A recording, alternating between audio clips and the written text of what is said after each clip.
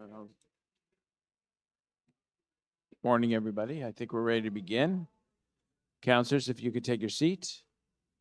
Everybody could take their seat. That's great. Thank you so much. Good morning, everybody. Before we begin, I just wanted to make mention of the passing of a iconic figure here in North York Community Council and across the city, the passing of former Councillor Howard Moscow. I didn't serve with Howard while he was a councillor. I had come to City Hall after he had finished his career, but I certainly met him for lunch and heard many of the stories, and was honored to receive a signed copy of his book. He was a towering figure at City Hall and across the city, where he mastered a number of different public policy issues, had tirelessly read the agendas, which construct several hundred pages, and always understood what was good and bad for the city in his view. We didn't always agree with his perspective, but certainly he was not shy about speaking out. I mean, one thing I can say that sometimes when we leave public office, we're forgotten immediately of the time we served here and the contribution we made. But over the years that I've been here, Howard Moscow's name keeps coming up, both in fun stories and in constructive contributions to our great city. So the funeral arrangements are for Thursday at 2 p.m. at Benjamin's Memorial Chapel, for those who are interested. But I just wanted to recognize his contribution to our city, to our democracy, never shy about his opinions, and of course a sense of humor that's been missed. If there's anyone else who wants to speak, we have a couple of people. Councillor Cole and then Councillor Carroll, if you'd like to speak as well. Yes, I had the pleasure and the challenge of sitting on Metro Council with Howard for a number of years. We were also on the TDC together, and he represented the same area I did previously. I mean, there's basically no one like him. I've never, in all my years that I've served, and I've served with some incredibly talented people over the years, and he was, despite all his chutzpah and all his shenanigans, he was a guy who really worked 7 days a week, all day long, on trying to make North York better, trying to help people, trying to essentially build this city.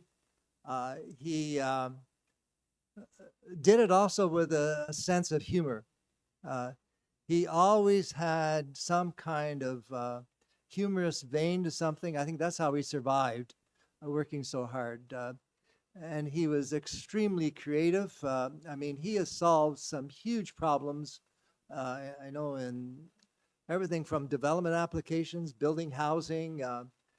He single-handedly built the North York Community House, which services newcomers in North York, which is located in Lawrence Heights. He was, and again, just a total force of nature. And again, I said the things that he did, and he always challenged, Mal built, this place, but I think Howard gave it its soul and heart. He really did, and I just cannot say enough about Howard. Even in the last 6 months, he was after me for something that he felt had to be completed in the ward at the Yorkdale station. And here he is, sick, very sick, bothering me. Stop bothering me, Howard. But anyways, the mayor and he had to get this done. We actually got it done. And Denzel Minnan Wong is here. He certainly knew Howard well. And he was Mel Lastman's worst enemy but best friend, because he really loved to bait Mel, and Mel loved to challenge him, and it was an ongoing war between the two of them. But, you know, the North York Council worked together and look, they built this place, you know, from the old Dempsey's hardware. Remember that on the corner? And look at it now. And that was Howard Moscow that really, along with Mel, that transformed this place, and Irv Chapley and Michael Feldman. There was an amazing group of people here in North York that built this place. And Howard was one of the leading conspirators in building North York in some way, shape, or form. So just want to say we sure are going to miss him, and there will never be another Howard Moscow. There'll never be another. Thank you. Thank you. Thank you, Councillor Cole. Councillor Carroll. Thank you, Mr. Chair. One of Howard's old colleagues is with us this morning. Retired Councillor Denzel Minawong is with us. I just wanted to acknowledge that he is here. I reached out to Denzel right away because I think of the both of them. Councillor Moscow knew how to partner with whoever he needed to partner with. Councillor Minawong and Councillor Moscow worked together, and council basically stood down and let them work out together across political divides. They just sort of dropped their political buffs to deal with the taxi issue back in the day. And that was the way Howard worked. You worked with whoever was bothering to be as knowledgeable as you were on the issue. Howard came into this room and into city council with his agenda in binders that stacked this high, and starting in the days before even post-it notes, would take little pieces of paper with little flags and tape them page after page after page. He was the conscience of North York Council and then Toronto Council. Stayed up till 3 a.m. in that little nook underneath his basement stairs. An amazing space to see if you ever got the chance, and I did have that chance once, where Gloria tucked him away. If you're going to stay up all night, you better get down there and do it. And he never came to council without knowing every word of every item of the agenda. And so his mischief and his antics, well, Representative John Lewis, south of the border, had an expression about good trouble, and Howard made good mischief. If he was making mischief, it was usually to make a point and to give us all pause and make us think about something before we did it. And most of what I know, I learned from watching him work. I honestly say that. But he was an incredibly sensitive man. Just by happenstance, joking with someone about growing up in North York, the conversation kept going and going until I learned that he was my older sister's art teacher at Don Mills School over in Don Mills Middle. And I said, oh my God, I think you were my teacher's, my sister's art teacher. And he said, what's your maiden name? And I said, Baskerville. And he said, her name was Susan. This is years ago. He said, her name was Susan. She had special needs. And I said, yeah, she had to take the elevator. She had a physical disability. I remember her well. Talented, described her art and then said, where is she now? I hope she's an artist. And he was a brash fella who you thought had, nerves of steel. But I said, she passed away quite young, and he broke down over a student from 30 years, maybe 35 years ago. And I thought, oh, he's actually a pussycat. And then I let him teach me most of what I know. He's very much going to be missed. I think most of North York will be honoring him on Thursday. Thank you for giving us the time, Mr. Chair. Yeah. Thank you, Councillor Carroll. And it occurred to me as we enter election season, I ordered my signs through Howard, and I'm thinking, well, where do I go now? Any other comments from councillors? No? Okay.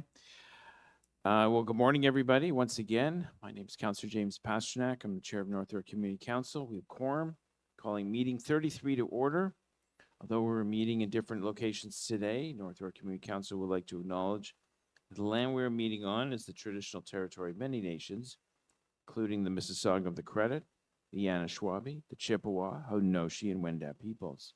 It's now home to many diverse First Nations, Inuit, and Métis people. We also acknowledge that Toronto is covered by Treaty 13 with the Mississauga of the Credit. Today's meeting is being held by video conference and is being live streamed online at youtube.com/Toronto City Council Live. If you're registered to speak at today's meeting, please listen for me to call your name. Call speakers in the order that they appear on the list. The list of speakers can be viewed online by visiting North York Community Council page at toronto.ca/council, clicking the speakers box for today's meeting. Members, the city clerk has provided all agenda materials, toronto.ca/council, and on the clerk's meeting portal. Clerk's IT are available to members if they need any help. Are there any declarations of interest under the Municipal Conflict of Interest Act? Don't see any. And may I have a motion to confirm the minutes from our meeting of April 29th, 2026? Councillor Carroll? Yes, that, oh, it disappeared. So moved. All right. That was, you got quick on the screen there. Okay. All those in favor? Opposed? That is carried. Okay, let's do a run through of the agenda. Please identify items to be held.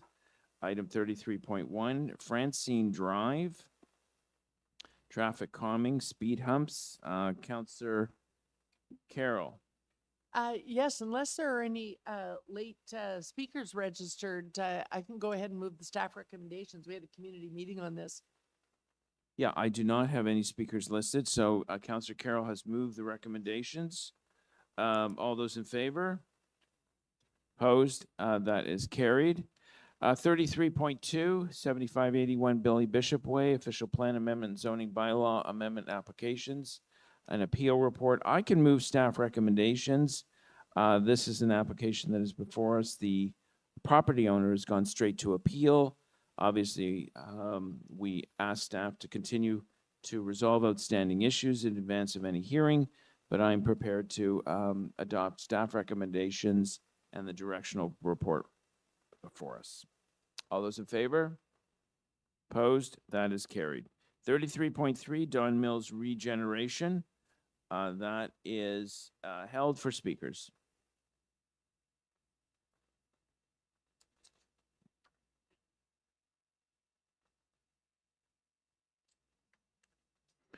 .4, 235 Wicksteed Avenue, temporary use zoning bylaw amendment, decision report approval. Councillor Chernos Lynn, I do not see any speakers on the list for this item. I'm happy to move staff recommendations. Staff recommendations moved on 33.4. All those in favor? Opposed? That is carried.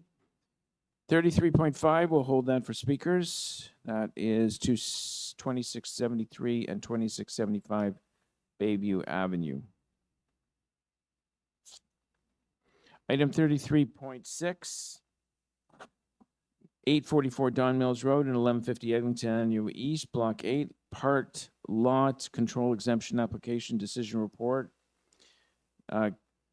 Councillor Burnside, I don't have any speakers on the item. Move recommendations. Recommendations moved. All those in favor? Opposed? That is carried.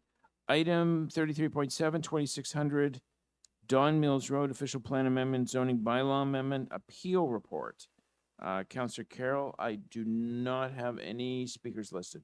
Nope, and you won't move staff recommendations. Staff recommendations moved. All those in favor? Opposed? That is carried. 33.8, I'm going to hold that for speakers.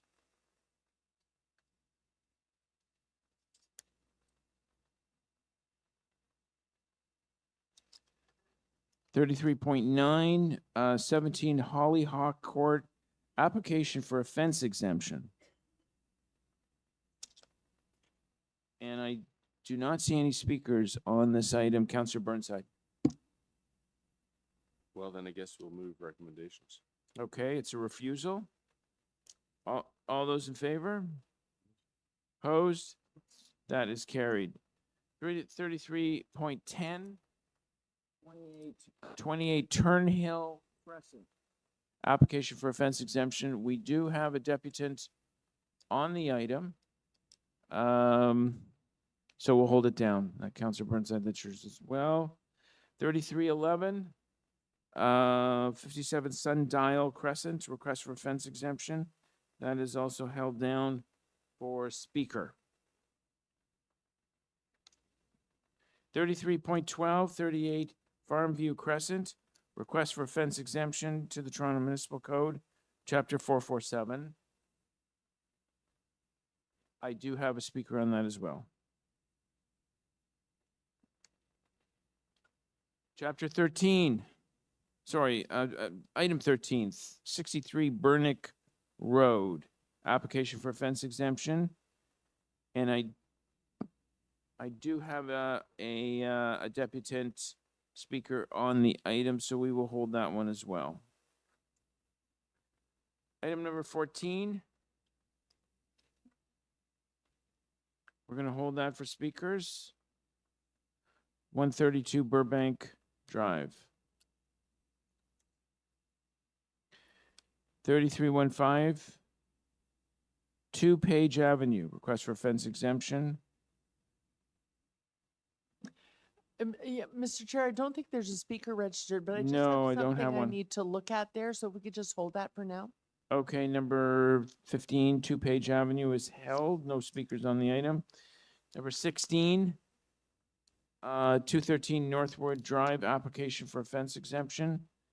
Councilor Chang, but I do have, I'm going to hold that for speakers.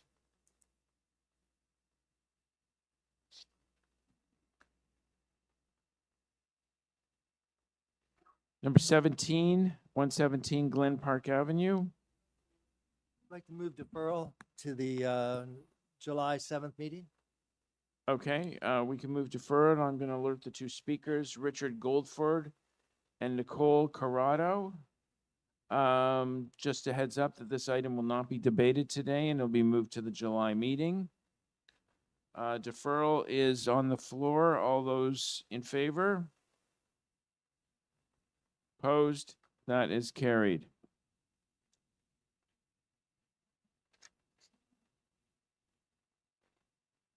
Number 18, 71 Paper Birch Drive, application to remove a private tree. That is being held for speakers.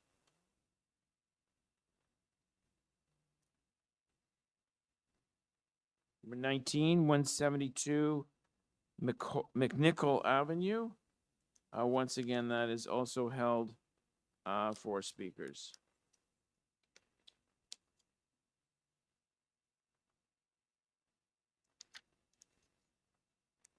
Item number 20, 125 Florence Avenue,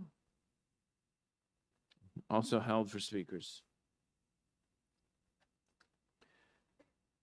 21, 5 Vonda Avenue, application to remove a private tree, held for speakers. 22, 18, and 20 Bentworth Avenue, residential demolition application. I do not have any speakers on the item. Councillor Cole? Move staff recommendation. Pick your, there's 3 options before you. Could you select Okay, which one you're I'll, moving? With conditions, number 3. Number 3, move with conditions. All those in favor? Opposed? That is carried.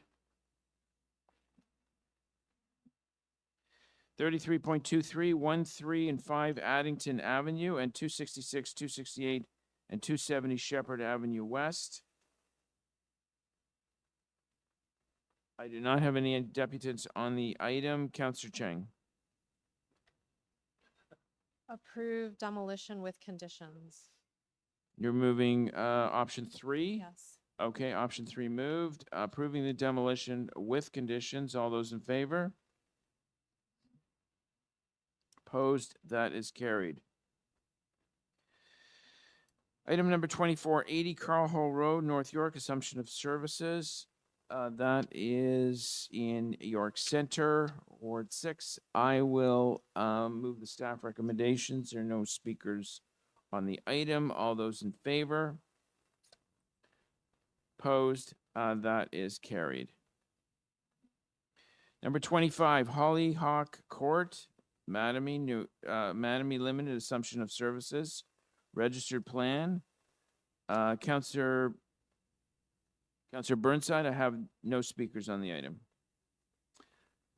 Recommendations moved by Counselor Burnside. All those in favor? Opposed? That is carried. Item number 26, Metrolinx's Ontario Line construction within North York District, second quarter 2026 update. Move recommendations. I actually have a Oh. speaker on the item. Nicole Corrado.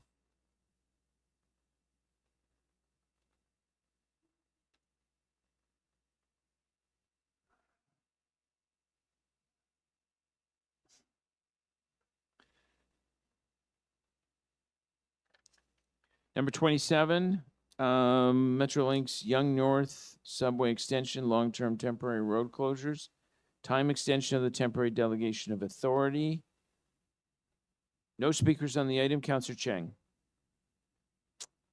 No, I do not have speakers on this item. Hold the item. Thanks. Hold it.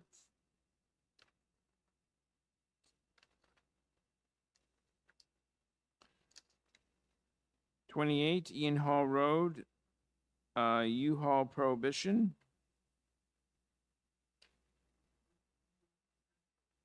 Sorry, I do apologize. U-turn Prohibition. I must be thinking of renting something. I've been told to get 30 years of National Geographics out of the house. Okay, so I one person got that. Someone who's read National Geographic. Okay, so I'm going to move staff recommendations. This is to prohibit a northwest U-turn movement at all times on Ianhall Road between Victory Drive and a point 95 meters northwest. All those in favor? Opposed? That is carried. Number 29, Shaftesbury Street, parking amendments. I will move staff recommendations. All those in favor? Opposed? That is carried. Number 30, Shortt Street, Fairbank Village Lane, construction staging area time extension. I do not have any speakers on the item. Councillor Cole? Move staff recommendation. Staff recommendations moved. All those in favor? Opposed? That is carried. Item number 31. I do have speakers on the item, so we will hold that down. Item number 32. Erskine Avenue at Redpath Avenue, parking amendments. Councillor Chernos Lynn. I do not have speakers on the item. I'd like to move staff recommendations, please. Staff recommendations moved on item 32. All those in favor? Opposed? That is carried. Item number 33, once again, no speakers listed. 7 St. Denis Drive construction staging area. Councillor Burnside. Move recommendations. Okay, it's a pretty heavy report here. Okay, recommendations moved on item 33, 7 St. Denis Drive. All those in favor? Opposed? That is carried. Item number 34, Havenbrook Boulevard and George Henry Boulevard, traffic calming speed humps. I do not have any speakers on the item. Councillor Carroll.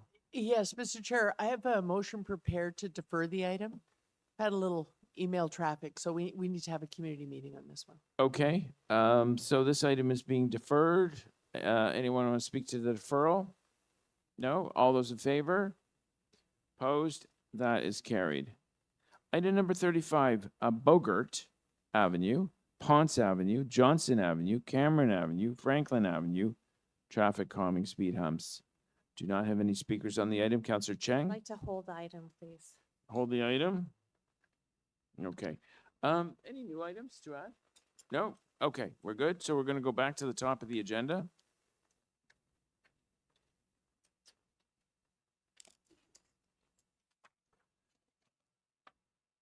We're going to go to item number 3, Don Mills Regeneration Area Study, final report. Alan McKellar of the Don Mills Residence, Inc.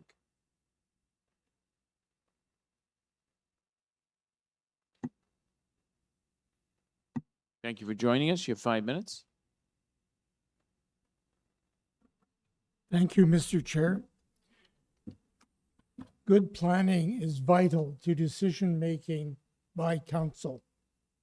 You have before you an excellent report outlining how these two properties should be developed. The support that the community will give to these is clear. The challenge for council is to maintain the principles that are part of this report. At one of the community meetings that the planning department held, a number of people from both properties were very clear that the result of the community consultation was often very positive. But when push came to shove, these principles that the planning department had presented and which you had approved were thrown out.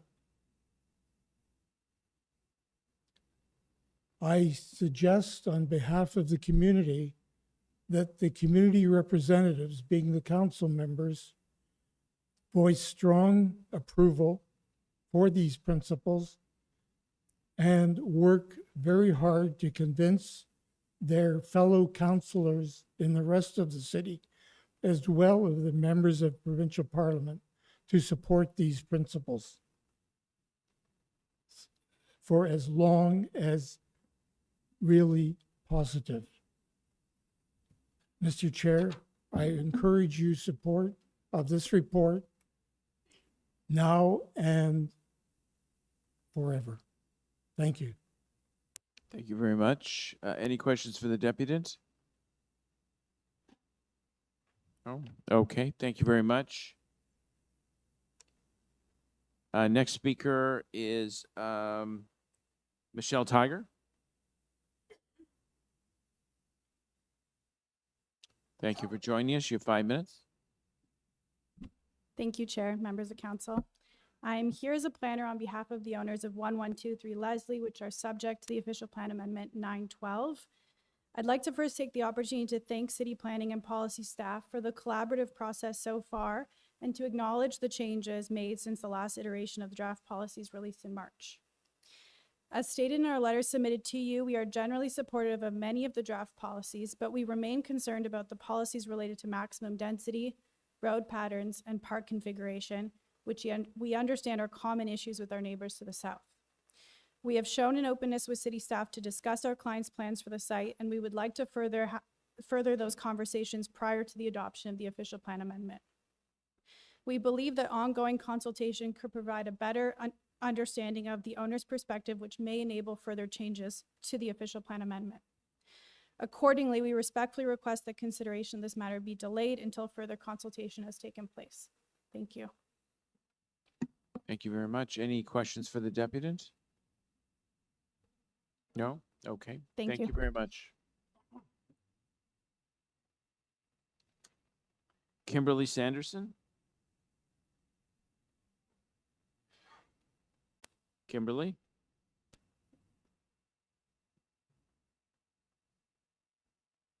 Miss Sandy- Hello. Oh, hello. Hello there. Thank you for thank you for joining us. You have 5 minutes. Okay, hopefully I won't need all the 5 minutes. Good morning, counselors. Uh, Basically, my family owns the air rights for the Don Mills area.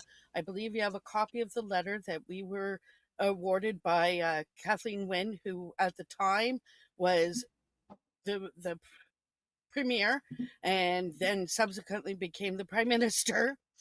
We have no problem of progress. Our issue is Don Mills is a historic area. It is the only planned community in Canada. And as such, we would like to keep the integrity of the area.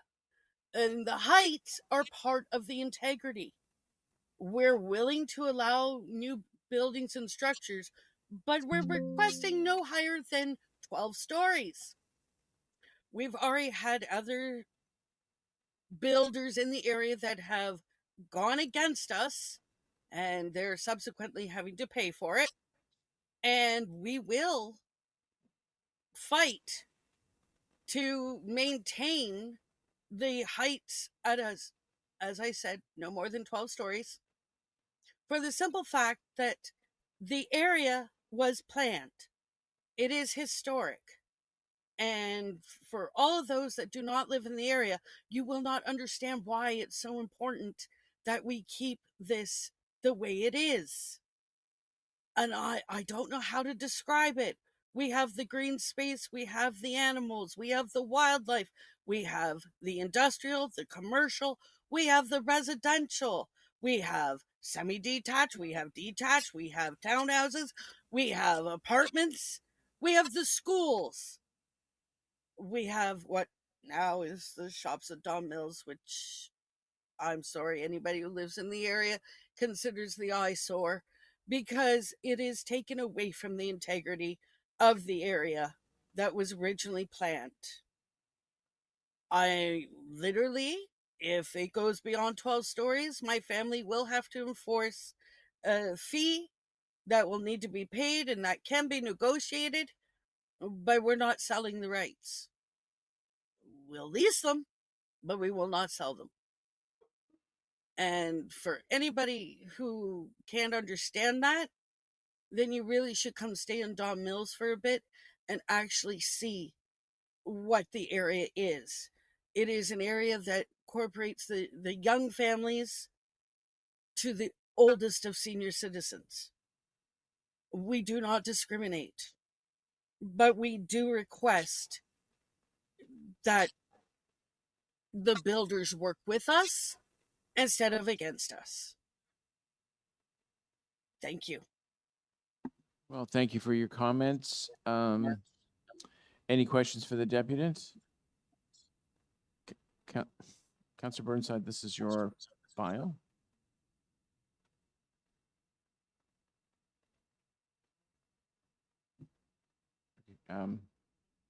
Councillor Burnside, this is your item.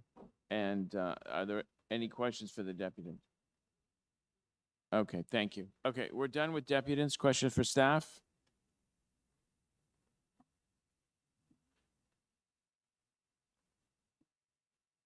Questions for staff? Any questions for staff? Speakers? Well, I'm working on a motion, so can we hold it down, please? Okay, we'll hold the item down.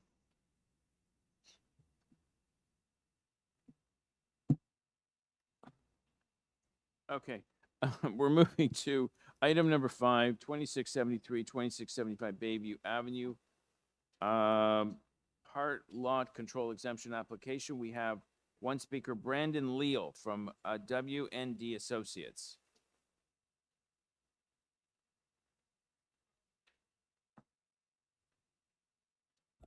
Hello, good morning. Can you hear me? Hi, good morning, Chair and members of committee. My name is Brandon Leal. I'm a planner at WND Associates and just appearing in support of the staff recommendations and to thank staff for their work on this file. The development is now largely constructed, and this is a technical item just to facilitate the final creation of the condo lots on the site. So thank you very much. Okay, that was concise. Any questions for the deputant? No. Okay, I don't have any other speakers on this item. Questions for staff? Speakers? Counselor Chernos Lynn? I'd like to move staff recommendations. Thank you. Okay, staff recommendations moved. All those in favor? Opposed? That is carried.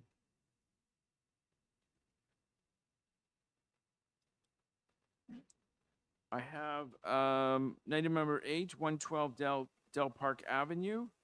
Request for a fence exemption, Toronto Municipal Code, Chapter 447. I have one speaker on the item, Sarah Ifra. Online, Miss Ifra? Hi, good Hi. morning. Hi, Sarah. Thank you for joining us. You have 5 minutes. Okay, so I did send in a bit of a blurb / presentation. My clients understand, the fence bylaw. We couldn't meet it by about 10 centimeters in one case. And then on the rear lot line, we're closer. Again, there's a tree on the east side of the property that really shifted where the pool could go. So we were a little bit constrained. The pool is for therapy as well as exercise. It's a private dwelling. As you can see from the submissions that I made, they have already installed in their home a number of protective measures. Locks on the windows, deadbolts up high on the door, combo locks on the fences, exterior fences, as well as a pool cover that also has a key locking system. So in terms of safety, I mean, they're the owners of the property and family members. They're of course concerned with safety for their own children as well as neighbors and other people. Now, hopefully nobody's climbing any fences to get into their yard to go into their pool. But having said all that, we respectfully request that you grant the exemption, again, based on the measures that they've taken, as well as some of the constraints on the lot. That honestly, we were off by about 10 centimeters or so. Okay, thank you for your comments. Any questions for the deputant? Okay, thank you very much. Questions for staff? Councillor Carroll? Yeah, I have a question for staff on this item because and the reason I didn't ask this of the deputant is because I'm always frustrated by the way we write the reports on this. It's not clear to me what plans might be made, what we might require, and I think probably that is a function. It's probably a frustration of the bylaw. But I don't know if we're talking about this being met with a Juliet gate or what, because I only see construction fence and have the issues of the exterior fence not meeting it, but no clarity on what might be the fourth wall that encloses it. Does staff have any knowledge of that? Good morning, Council. Yes, through you, Mr. Chair. They are asking to put in Juliet-style gates along the rear access point of the home in lieu of a fourth fence because they wouldn't meet the distance requirement from the enclosure to the swimming pool. And so you were able to have a discussion with them about what height that would have to be. It's not ideal in terms of staff and the bylaw itself. You have discussed with them, the 1.8 and et cetera, that sort of thing, and how it has to be bolted in. Yes, I believe the intention is if they were permitted to put the Juliet would be 1.2 meters. The And you minimum would- height requirement. Oh, it does not meet the height requirement. No, it would be the minimum height requirement. Ah, okay. But they haven't done it. So this report, if we were to contradict staff recommendations and say we're going to approve the pool fence, we don't actually have any documentation that tells us what that would be. Correct. That portion of the report is proposed. The other fence is asking for relief as well, as it doesn't meet the requirement from distance. Right. Okay. Those are my questions. Thanks, Mr. Chair. Mr. Chair, I had questions. Councillor Cole? Now, the applicant, they have taken some steps, have they not, to try and meet the bylaw? Through you, Chair, they have put in a temporary fence right now. That's not permanent. And I believe the deputy just suggested that they put in some other measures for security, but those are not permitted within the bylaw currently, in terms of like the type of cover and the locks they put on their windows. So what's the main thing they're missing then? Yes, so they would like to put in a Juliet-style gate on the rear access point of their home to mitigate access from the dwelling. And then they're asking for relief on the rear fence as it doesn't meet the 1.2 meter requirement from the enclosure to the pool's edge. They're slightly off there by about 40 centimeters. So what's that? Yeah, so perhaps the way we can best deal with it is to communicate, would be appropriate to communicate with them, tell them the shortcomings, and if they could make those changes, and then come back again at a later date. So through you, Chair, I believe it's been communicated to them. I believe they're just seeking permission to put in Juliet-style gates on the rear of their home in lieu of a fourth fence, as well as permission to be allowed to be shortly off on the 1.2 meter distance from the rear enclosure to the pool's edge. So is it feasible for them to do this? You think it's feasible? The Juliet-style gates, yes. There's no way really to mitigate the distance from the pool to the enclosure right now because the pool's in and the enclosure's in. Those are existing. So basically, they can do something about the Juliet-style gate, but not the fence because of the distance that's there. Correct. How far off is the fence there? 0.8 meters. I So- can't hear you. Sorry, 0.8 meters, so approximately like 40 centimeters. The requirement is 1.2 meters, And they're at, 0.8 meters, which is how far off? 40 centimeters approximately, The fence, 40 centimeters? from the, to meet that 1.2 distance. Yeah, so there's just it's just a small distance off, right? Correct. Okay, so what if I move that we require them to do the Juliet and allow the slight variation on the fence distance? That would be up to council's Yeah, decision, but okay. yeah. Okay, thank you. Okay, thank you. Thank you, Councillor Cole. Any other questions for staff? No? Speakers? You can see the applicant here.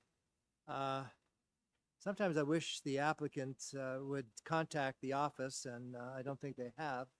And we could go do this in advance, but I guess they have their architect and everything, and but they don't contact the city councilor. I don't understand, but maybe they did. But anyways, then you see they've gone to some effort to try and meet the requirements. And I think that the reasonable maybe compromise would be that for them to do the Juliet gate up to code, and the fence, it's very minor in nature, and can't do anything about that because of the yard size. So that's what I'm going to move then.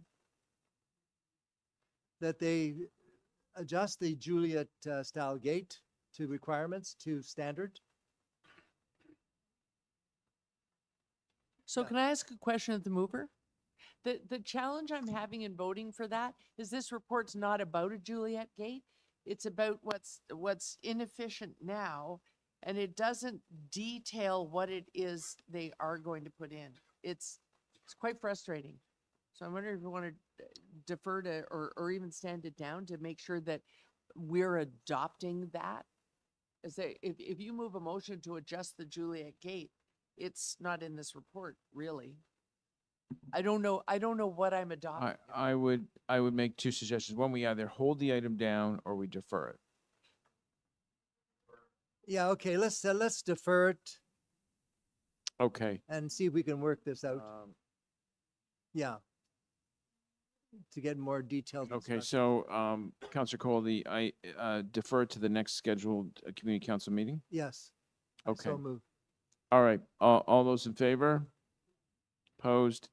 That is carried. And I trust in the interim, Counselor Cole, you'll get clarity on what has to be done here to make this legal.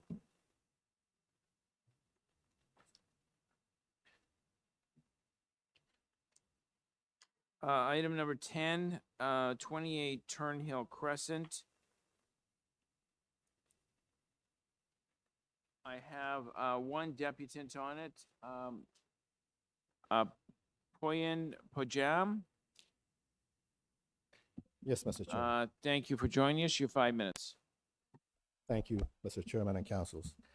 When I started building the fence around the house, I consulted with my neighbors. I have 2 signed testimonies from my neighbor on the right and on the left that I collaborated and made sure that I have their consent about the design and the height. I did the same thing with my neighbor on the south side or backyard of my house. And he was completely fine with the design at the time. The only issue that he had was he does not have enough privacy, meaning the fence is not higher because the land itself is in a slope and the patio would be seeing over his backyard. But I couldn't do anything about the height. Due to that slope, getting the exact height was not possible, and I am within 2 inches of the allowed height tolerance. Therefore, I appreciate if I get the exemption granted. Thank you. Okay, thank you for your comments. Any questions for the deputant? No? Okay, thank you. Thank you very much.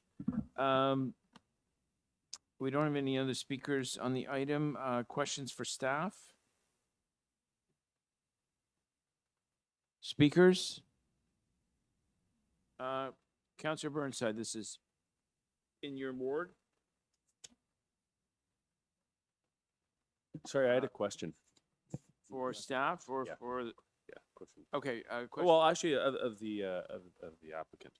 So sorry, your neighbors are okay with this? Yeah, Puyan, yes. Yeah, okay, thanks. Okay, and I have a quick question to staff. Okay, thank you very much. Questions for staff, Councillor Burnside? Hi there. So if I'm understanding correctly, the maximum height is permitted is 2 meters, but at any given point, it's between 2.05 and 2.63, yeah?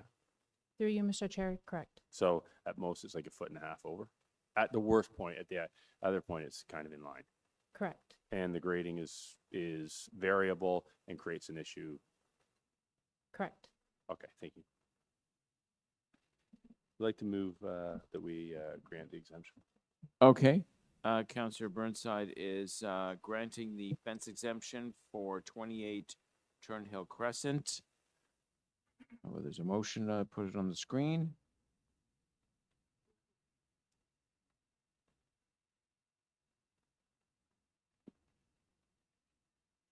It'll appear shortly, but we can vote on it now. All those in favor? Opposed? That is carried. Next item, 57 Sundial Crescent, request for fence exemption, Toronto Municipal Code, Chapter 447. I do have one speaker on the item, Ina Gelmanova.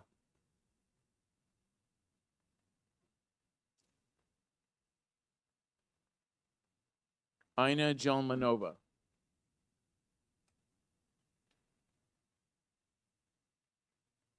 No? Okay, we can't seem to find her. We'll bring it into committee. Are there questions for staff? This is Sundial.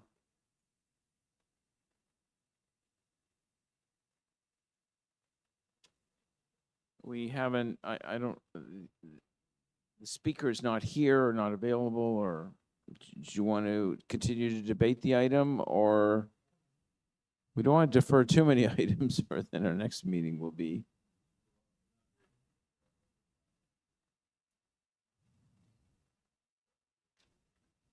You're going to move staff recommendations? Okay.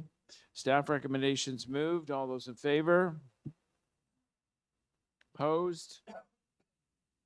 That is carried.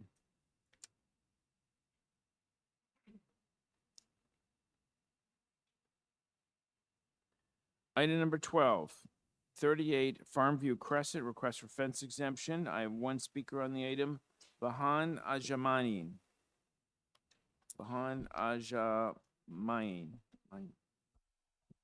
Oh, great. Thank you very much for coming. Good morning, thank you, and good morning, members of the North York Community Council. My name is Vahana Jamian. My wife, 2 daughters, and I have lived in Henry Farm since 2013. We love our neighborhood and plan to be in our house for decades to come. After years of planning and finding contractors, in 2023, we transformed our backyard and installed a new in-ground swimming pool.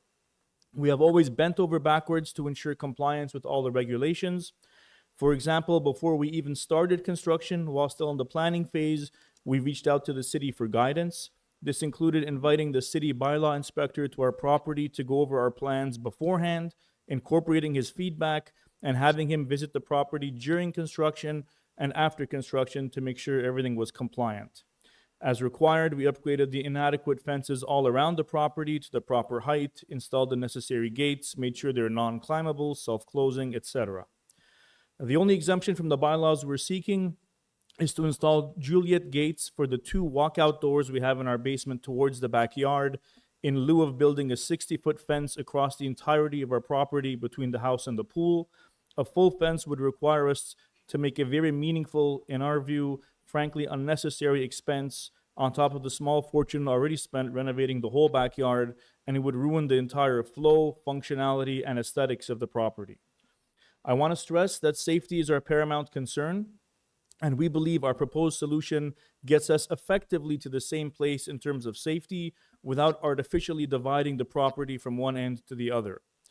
I note that the proposed Juliet gates are the same requirements as a fence in terms of height, being self-locking, non-climbable, and I see the added benefit of potentially appearing as bars and deterring thieves from breaking in, as our neighborhood is unfortunately experiencing an epidemic of break-ins, usually by thieves breaking glass doors in the back of the house.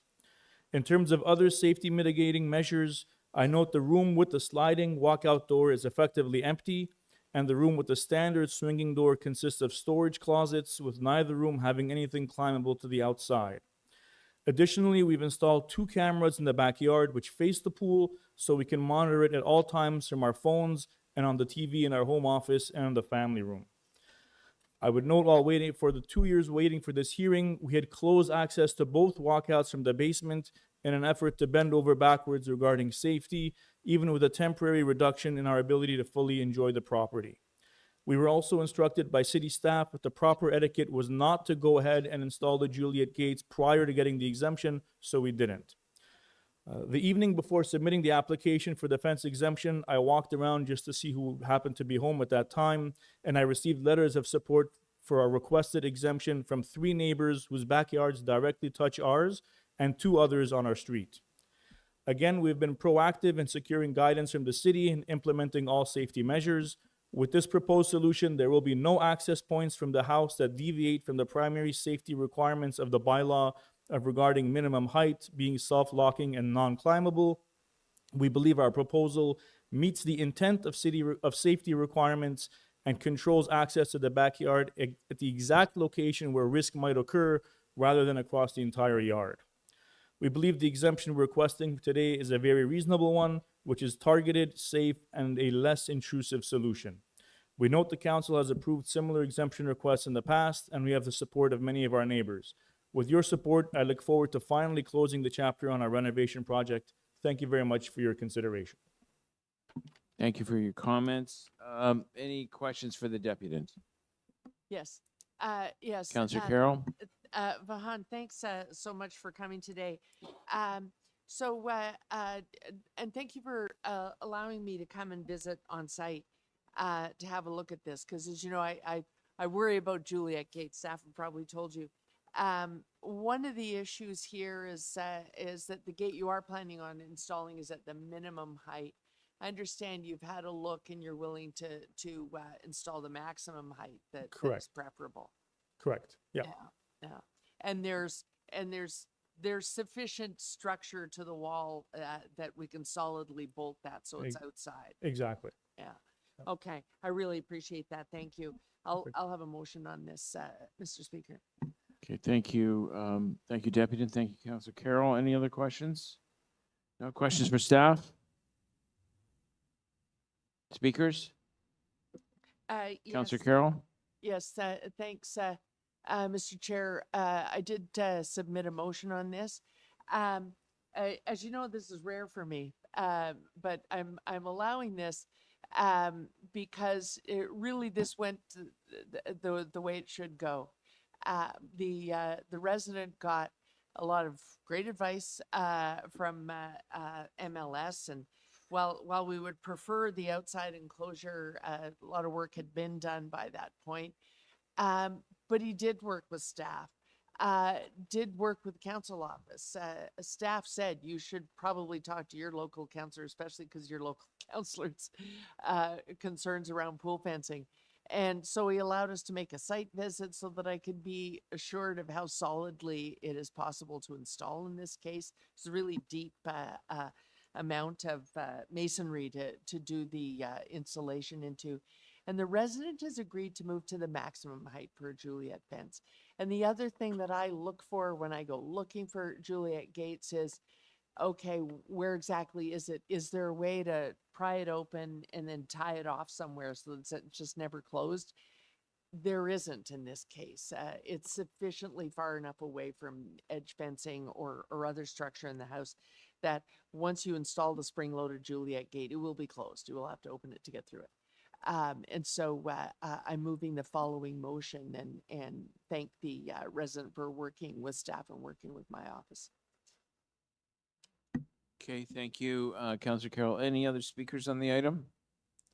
Any questions for the mover? Okay, the motion is on the screen. All those in favor? Opposed? That is carried. Item number 13, 63 Burnick.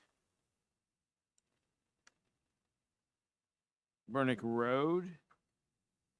Application for fence exemption. I have one speaker on the item, Zinaide Subota. Great. Thank you very much for coming. You have 5 minutes. Good morning, everyone. Unfortunately, this is my first time speaking publicly. I'm extremely nervous. I apologize in advance. My name is Zinaide Subota, and I'm an owner of 63 Burnick. This is my first house I owned, and I got to build. I'm very excited to enjoy it, and this wasn't an easy process. I did my best to comply with all the bylaws that I could. On May 21st, 2025, I was issued a pool enclosure. And that week, my contractor and I did pre-inspection of the site with Inspector Charlene Tate, and we went through everything to make sure everything was okay to start excavation. Once it was dug out, we called the inspector assigned again to go through any deficiencies in the enclosure. We have successfully complied with all the violations but one being discussed today, 1.3E1A. Rear yard swimming pool enclosure, including gate, is closer than 1.2 meters from the inside of the enclosure, namely hot tub. May I suggest that the hot tub is actually not as deep as a pool. The seat itself is only 23 inches deep. Creating that space is actually not as dangerous as one may suggest. But creating the only 25 inches instead of 4 feet that are required by law, because we weren't able to meet that, because this fence was installed afterward and asked by our inspector to be installed afterwards. It wasn't suggested in the initial permit. We weren't able to comply with the distances.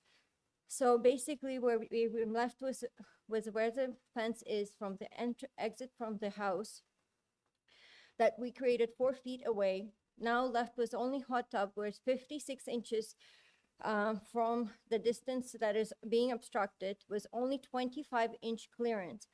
May I suggest that this is enough passage to pass, because the pool and the backyard is accessible, and it is not primary space, it is secondary space to the house, and it's fully enclosed to the public and all the possible people who can access it. I kindly ask you to grant me this to a simple house owner who is not as familiar as all the bylaws and was doing my best to comply. This exemption is only a minor variance and does not interfere with public safety and is easily passable for even some of the wheelchairs. I have also spoken to most of my neighbors and the owners who, excluding the houses who are currently tenanted, and have not found any neighbors that are objected to such passage size, and on contrary, signed a letter saying that they would want the city to grant me this exemption at this time. Granting me this exemption will avoid of the smelling of the pool of the winter, including all the rain and with getting, and the dangerous expensive excavation to the gas line that one should not endure to the strict municipal codes while it not being clear prior to excavation. To the house owner, because I wasn't able to, I reached out to the city many times. I tried to comply with many things, but it is very hard to get immediate answers out of the city and inspectors. Unfortunately, I can show you a trail of emails that I've written and I have not received replies back. I've tried and I'm willing to comply with any alternative conditions you guys can propose. But at this time, we have already constructed all the enclosures and we have a clearance of 25 inches. And I kindly ask you to please grant me so I can go ahead and start the pool and not create a smelling process for all my neighbors and create a clean existing environment for everyone around us. Thank you. Great, thank you for your comments. Any questions for the deputant? Just a question. So one of the things that staff are taking issue with here is that the fence posts are not embedded in cement. Like they would have to be dug through the patio stones and then It is embedded. done through the patio stones with 6-inch nails. Right, but they prefer it to actually be embedded in cement to being bolted in, whatever the size of the That wasn't one of my nails. violations. I have not received such violation. And that was not clear to you that that wasn't their No, preferred I can method. show you a list of my violations and it is not clear to me here in the list of the violations. I have complied fully with all the violations except I don't have enough distance. Right, And may right. I suggest that the actual width of the property is only 25 feet and the pool is already only 10 feet wide. So I am minimum. So if the design were to change, even to close it off, I would block off the staircase. I would block, it literally wouldn't comply. And I have a school at the back. I really wouldn't want to put it in a rear line of the school. Right, right. Okay, thank you. Those are my questions. Thanks, Mr. Chair.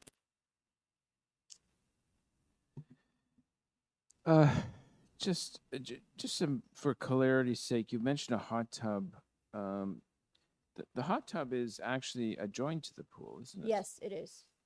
It runs on the same gas line. Right, and are they requesting when it comes to the hot tub, I see pictures here of a measurement. Yes, because what it is, the one I'm not complying with is a swimming pool enclosure, including any gate, is closer than 1.2 meters horizontally to the water edge. Namely, hot tub enclosure is 1.2 meters, which is right now, it's only 25 inches. What you're seeing is a measurement of what is actually there, and I'm required by law to have 4 feet, which I'm half, just over half.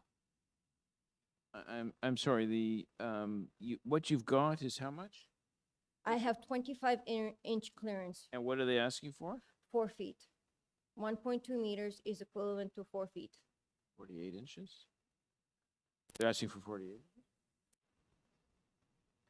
I see. So, that means moving this fence basically right against the house. Right now, from the house, I have 4 feet. I comply with everything except for the clearance from just that hot tub. And the hot tub is only, hot tub itself is 70 inches in length. The part that's being extracted is only, I believe, 56 inches is the part that is actually that the clearance is created basically a hallway of 56 by 25 inches in one passage. And this is a secondary space, may I also Okay. say? I just want to understand this. If you comply with this fence, this chain link fence will be right against your house, right? Yes. You have. Means I don't comply with a fence. I wouldn't comply with a fence against the house. Okay, I think I've got it now. This is a mess. Okay, any other questions for the deputy? No? Okay, questions for staff? Counselor Carroll? Yes, I'm trying to understand how we find ourselves in this situation, because it looks like there was early communication here. Otherwise, we'd be having a conversation about Juliet Gate. So at some point in the contractor process or building process, they came to get information, knew they had to do a fence, and I'm just wondering, is there any conversation? Do you get the opportunity to have a conversation at the architectural phase, at the design phase, to say, hey, this hot tub is just a little too close. There's no way we're going to be able to meet this. Is there an opportunity earlier in the process that we can make clear what it is we need? Through you, Mr. Chair, yes, there is an opportunity. I can't specifically speak to this particular case as I wasn't involved at that point. Yeah. But there is definitely an opportunity. We do engage early on in the process. So the ones that are showing up here, are just the ones where somehow that didn't quite follow through. Can I assume that there are good cases that aren't even making it to community council because there's early communication and the enclosure is met? When I visit a backyard and the fence is exactly as I would like it, that's because we got in early and we made clear to the architect what they ought to be designing. Correct. Either the architect or the property owner, but we Yeah. generally do attend initially and have a discussion. And it does go through a whole permit review process on what they intend to put in. Okay. With respect to an enclosure, that gets reviewed by staff and then followed by site inspections through the process. Okay. And last question, I'm trying to tell from the photographs, if this pool was not, if the distance to that section of the pool, the hot tub section of the pool, if that distance was not deficient, would staff be recommending this pool fence? It does meet, through you, Mr. Chair, it does meet the requirement to enclose the areas that have access from the dwelling unit. You have to be 1 meter away from those, so that's why Right. she's 1 meter out and 1 meter to either side. Yeah. If she were to try now to comply with it, to bring in the permitted distance, she Yeah. would then fall Yeah. into not complying with that side. If that makes Right. sense. So this is the only deficiency that unfortunately the fix would create another deficiency. Correct. I see. Thank you. That's very helpful. Thank you. Thanks, Mr. Chair. Okay, thank you, Counselor Carroll.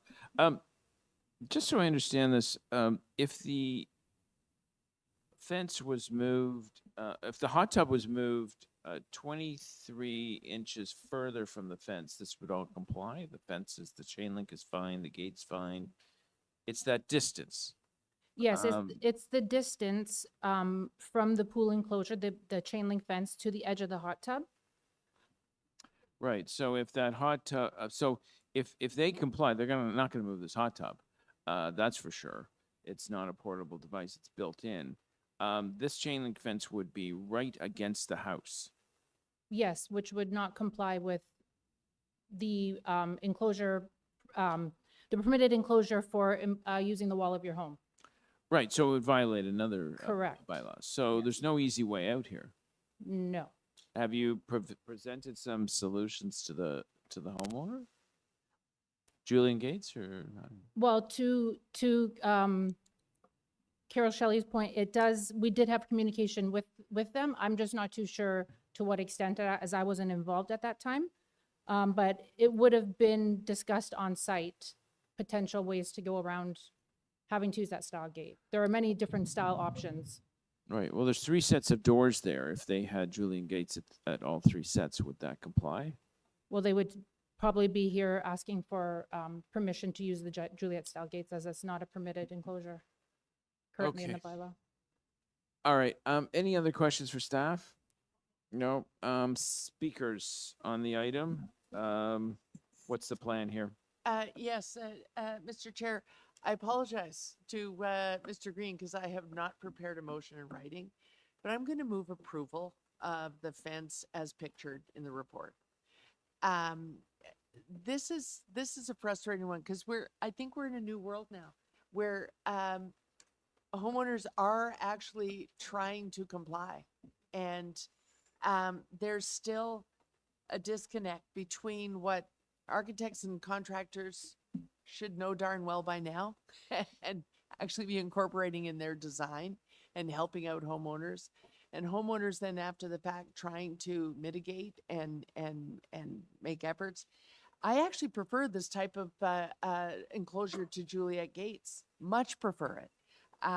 You know, I've been to homes where this is done with glass and incorporated in the patio design, and it all works very well. There's one deficiency here, and it's only in one section. It's not the entire length of the enclosure. It's in one section near the gate.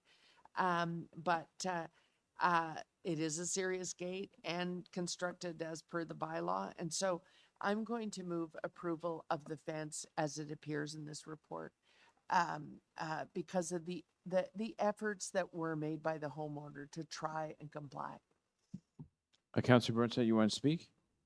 Yes, no, I thank you, Councillor Carroll. I will be supporting your recommendation. So we're moving approval, granting the Can I application. just, Oh, sorry. I'm sorry. Councillor Cole. I just want to commend the owner of 63 Burnick Road for her first time. You were very passionate, very articulate, and very reasonable. So continue to do your public speaking. You're very good. Thank you. Hopefully she doesn't have to come here very often.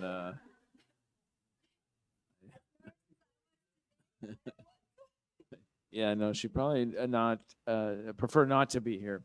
Okay, so the motion was on the screen. It is now gone. There it is. Okay, all those in favor? Opposed? That is carried. Item number 14.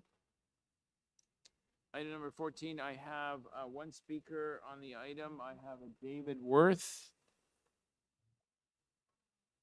David? Yes, hello. Can you hear me? Okay, yes, we can. Thank you for joining us. You have 5 minutes. Thank you, Chair, and good morning to the council members, and thank you for the opportunity today to discuss the application for the pool enclosure fence exemption. As background, our backyard is completely enclosed by 6-foot high fencing in accordance with code, including 2 gates, which are secured by 4-cylinder combination locks mounted at least 1.5 meters above ground. We have 2 back doors, one of which comes off our kitchen and family room area and another from a basement walkout. If I could draw your attention to the drawing of the proposed enclosures, we're proposing an exemption in order to place a glass gate just outside these doors, secured to the exterior walls and flooring, one of which is a concrete slab, the other of which is a deck structure, which includes the actual the big braces underneath, and will be secured to the exterior wall.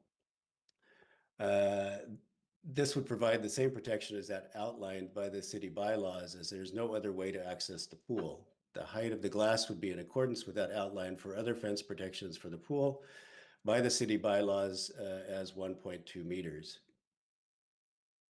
For further information, the residents of the house are only my wife, my mother-in-law, and myself. I believe this meets the intent of the bylaws by preventing unwanted or accidental access to the pool.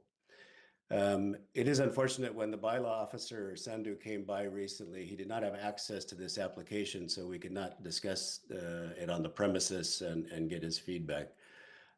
He does note that there is a bench located near the back door on the deck, but I would note that it is 2 feet away at a diagonal, is outside the proposed glass barrier. So climbing it would mean somebody wanted to get into the house, which unfortunately we recently had a break and enter through that back door. But it doesn't help anybody from getting from inside the house to access to the pool. Otherwise, they'd have to jump a 4-foot glass panel from inside the house onto a bench 2 feet away, which I'm not sure that would be very helpful. If you're in agreement, we would like to request kindly this exemption to the pool enclosure.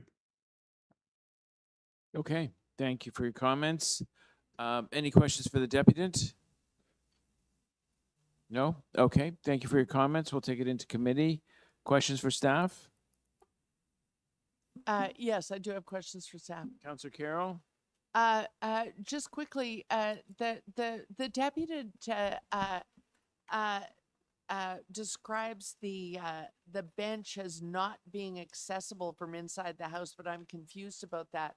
Is that French door from the house, is that additionally closed off in any way, or is it just your garden variety French door? So through you, Chair, I believe it does form part of the enclosure. The bench is in the inside of the enclosure that encloses the main walkout. So it would facilitate climbing. Yeah, okay. And then he's asking for relief to install Juliet-style glass panels, I believe, from the walkout from the basement. Yes, and I'm not clear about those. I guess that's a recent proposal because they're not noted in the report. Would they be installed to the doors or at the top of the stairs? I believe to the doors. Okay.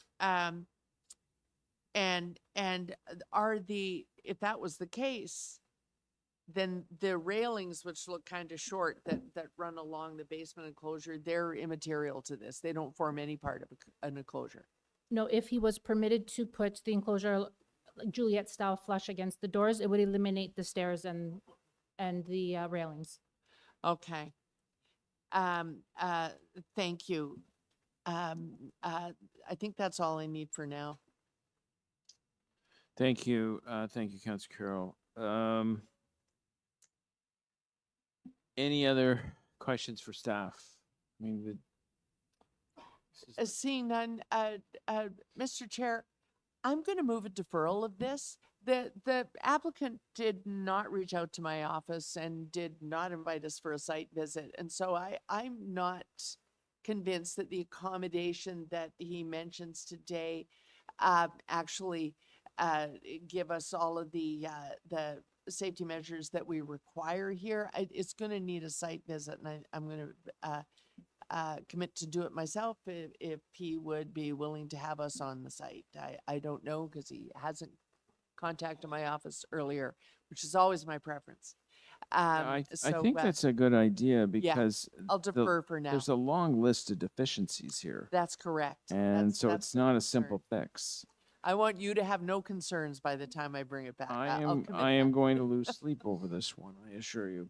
Okay, so we're going to defer to July. Of course, the price we pay for deferring all these items is July is a long meeting, so bag up your lunch. And all those in favor? Opposed? That is carried. Item number 15, 2 Page Avenue, fence exemption.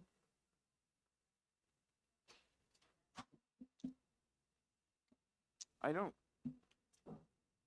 have speakers on the item. Yes, Councillor Carroll, questions for staff? No, I don't have questions for staff. I am going to again move deferral to the next agenda. And on this one, it's really just work I need to do, I think, with staff before coming back to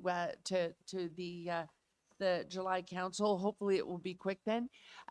Just briefly, Mr. Chair, this fence, which was long discussed, is actually a mitigation measure based on a design that was originally in the original design meant to happen at the side yard of this house. We've been working to accommodate on this site for years now, and the reason for this fence in the front yard was to accommodate planning's requirements, not to damage trees, etc., to move the drive around to the side yard. Long story, but I think we need to meet because they actually did do some work mid fence on the height. They did some work on being able to see through the gates, and still we find it back here. So I need some work with staff and a communication with the homeowner. Thank you. Okay, so you're moving deferral? Okay, item number 15, deferred. All those in favor? Opposed? That is carried. Item number 16, I have one speaker on the item, Madrad Alai. Madrad Alai? Yes. Great, thank you for joining us. You have 5 minutes.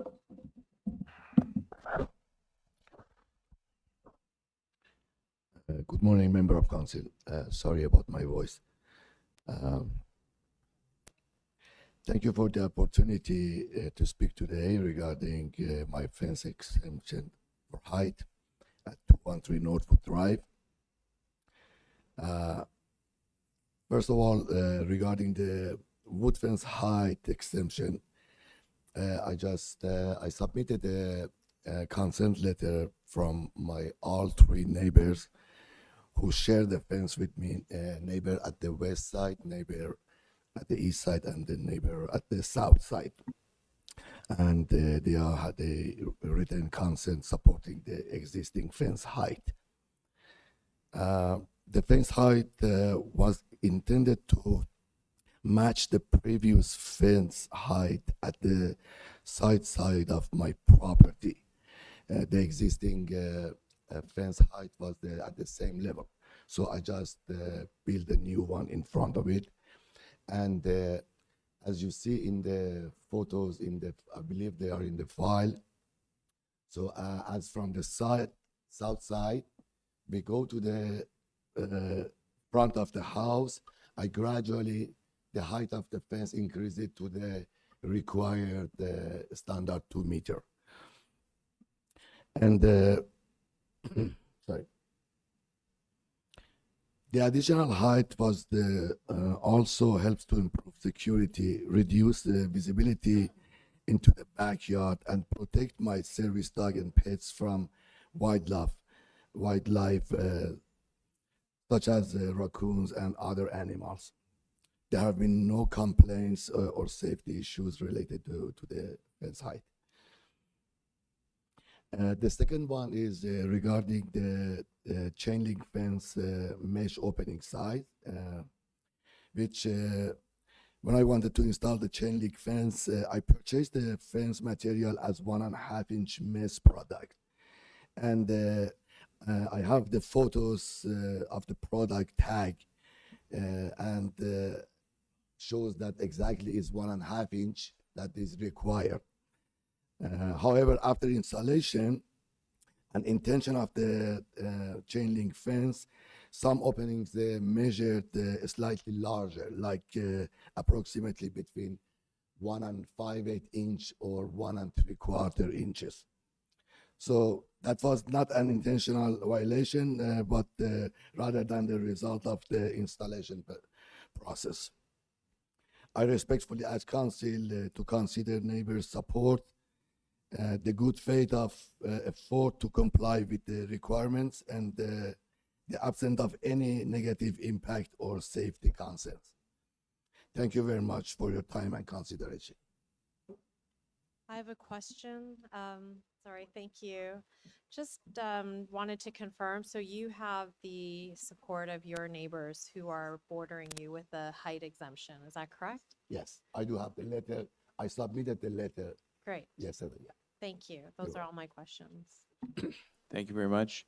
Any other questions for the deputant? No? Okay. Thank you very much for your comments. Question for staff. Councillor Cheng.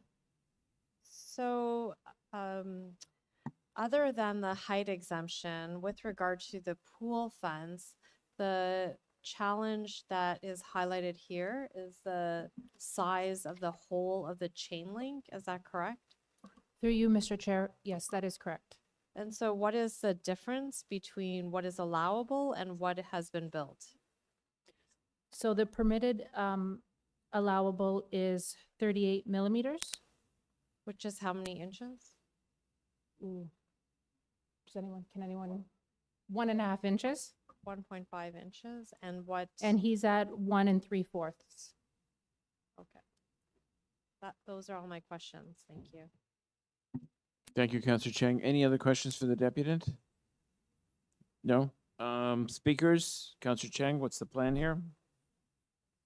I would like to move to grant the exemptions that are requested. I feel that a good effort has been made and the gap is, minimal in terms of the size of the chain link fence. And I think the applicant has also made the effort to get his neighbors to agree to his height exemption. So I support the exemptions requested. So we need to hold it down to drop the motion? Okay. Yes, thank you. okay, thank you, Councillor Chang. We're gonna hold this item down. When we come back, the motion will be before us. Item number 17 is 117 Glen Park Avenue, application to remove a city tree. Richard Goldford. Oh, I'm sorry. No.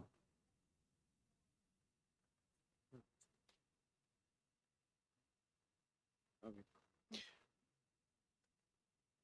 Yeah, sorry. Number 18, 71 Papa Birch Drive, application to remove a private tree. I have two speakers, Brian Shin.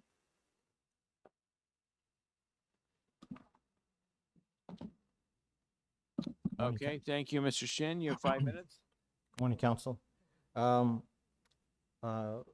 just want to start off by giving you a bit of a backdrop as to why I stand before you today. My mother is 86 years old, the owner of the property, and has lived at the property for over 45 years. She was displaced from this home for more than a year due to extensive damage caused by a storm. It was a significant insurance claim where the entire home had to be gutted. She was only able to move back into the home approximately 9 months ago. It was actually an insurance adjuster on more than one occasion that raised a concern about this particular tree and suggested that this tree be addressed as soon as possible, as it was leaning dangerously close to the house. We had two arborists visit the property to examine the tree. Both agreed that the tree needed to be removed. It was their professional opinion that the tree is a safety concern, but it required a permit. The arborist we agreed to use provided a full arborist report. The arborist felt that this was a no-brainer and a permit would be easily approved as there was evidence of heaving.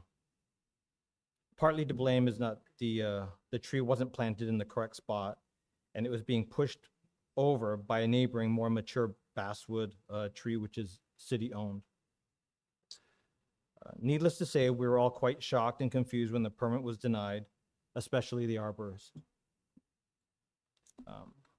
Needless to say, this tree is a liability and a safety concern simply because of the way this tree is leaning. In the event that this tree falls, it will only be going in one direction, that would land directly on top of the home. However, more importantly, severely injure somebody inside. Any form of inclement weather is extremely worrisome because of the way this tree sways.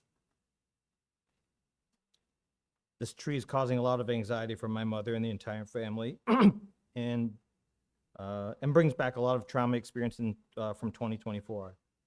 I hope that the initial decision can be reconsidered and overturned and the permit be allowed. I'm not sure if any of the council members had access to the arborist report, but I do have some copies that illustrate the pictures of what the tree looks like. Okay, that's it? Thank you. Yeah. Okay, thank you very much. Are there any questions for the deputant? Councillor Chernow-Flynn? I just wondered if we could get those, because we can't, I think this came to us before, if I recall correctly, and so we must have seen the arborist report at that point, but I can't seem to get to it from the clerk's portal at the moment. So I'm just wondering if we could get those copies just to take a quick peek. Are you saying you can't? Oh. And thank you for providing Well, them. he can't handle it. Where's the clerk? I think it was on the original report when this first came to us, maybe, but it just isn't linked in this. All right. We never get this? Sometimes we have. No. Is that an online? Is that an online attachment?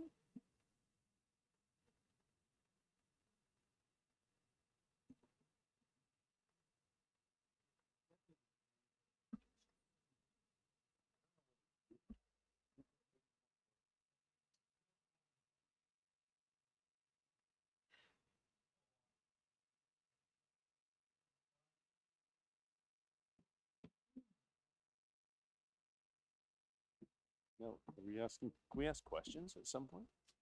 Yeah, okay, the deputy is still there. Are there any other questions for the deputy? Quick question, sorry, your mom moved out of the house for, sorry, what was that for again? Storm damage, actually. From something else? Yeah, from something else. Okay. The roof was basically ripped off and it flooded the entire home. Okay, okay, thank you. And So the the- house was redone? You're The not house like- is completely redone, top to bottom. Yeah, it wasn't, Around like, Pap- no additions, nothing like No, that? It was just, nothing like that. yeah, okay, refurbished. Okay, thanks. Okay, have thank you questions. very much. Thank you for your comments and your handout. Questions for staff? Yeah, I do. Councillor Burnside? So these blue, I think it's a blue spruce, right? Softwood, yeah? So are they more susceptible to damage in windstorms or less so than a hardwood? Through the chair, I wouldn't say that they're more or less. There's so much variation across individual trees Okay. in terms of their condition and their size and their maintenance that swamps any kind of difference between those two types of trees in general. Okay. So if we granted the approval to take this tree down, what do they have to plant? 3? Through the chair, our alternate recommendation, which is embedded in the staff report, recommends 5 replacement trees as a combination of cash in lieu and on-site Okay, planting. so there's an alternate recommendation. Okay. Yes. And what's the lean on this in terms of degree? Because the picture that we have in the staff report is not bad, but if you look at a different angle, that's got to be about, well, I'd say at least 20 degrees. Through the chair, we don't measure the actual angle. I don't believe that the private arborist has either in this Okay. instance. As an arborist with many years of experience, I would say that this is somewhere around 10 degrees out of vertical. That number is often, people are often surprised, as you are, by that number. But Okay. bear in mind, the ground is 0 and plumb or vertical is 90. The other thing to consider in this instance is, and our staff report addresses this somewhat, is the vertical part of the tree, the upright part of the tree, the top of the tree has returned to vertical. And that reflects that many years ago, the tree either was planted at an angle or tipped over, the root system restabilized, and the tree grew straight from that point onwards. So one of the things that we look at when we're assessing this is that restoration to vertical as an indication of how long, whether the tree has restabilized and how long ago that was. Okay, but if you're not an expert, okay, like you are, and I'm definitely not, and I think if you're like 90 years old, and I know we don't base bylaws on the age of people, but would you necessarily be comfortable living beside this tree that's however many feet from your house, tipped like that? Through the chair, we try really hard to avoid putting ourselves in that fair. situation. Okay, We simply you don't have can't. to. You don't have to. Thank answer you. that. That's fine. Okay, thank you, Councillor Burnside. Any other questions for staff? No, but I'm going to move the alternate recommendation. Okay, well, we'll get to speakers in a second. Thank you, Councillor Burnside. Any other questions? No? Councillor Burnside? Yeah, I'm going to move the recommendation to approve the removal of the tree. I mean, we have bylaws are bylaws, but there needs to be some flexibility and some understanding of the situation. And if you look at this tree, I guarantee you, I would not want to live near that tree, whether I'm right, wrong, or otherwise. I think given that there is a policy to replace with other trees and hopefully they can plant it straight, then I think that's the prudent way to go. Thank you. Okay, thank you, Councillor Burnside. It is clearly the leaning tree of Pabber Birch Drive. Maybe it'll be a famous tourist site one day. Any other speakers on the item? No? Okay, so Councillor Burnside is moved to approve the request to permit the removal of the privately owned tree. All those in favor? Opposed? That is carried. Thank you very much.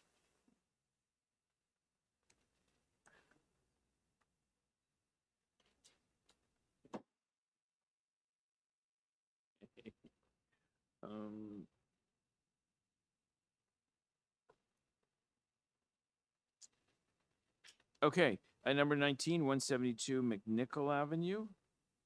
And I have a deputant, Nicole Corrado.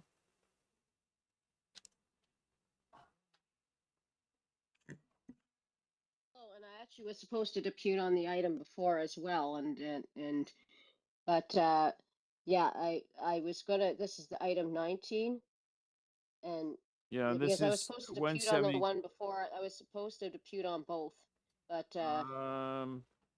Well, that item's been dealt with, so why don't we do item number 19? So you can speak to 172 McNichol. yeah, what I was gonna say again, this is again a very strong, healthy tree.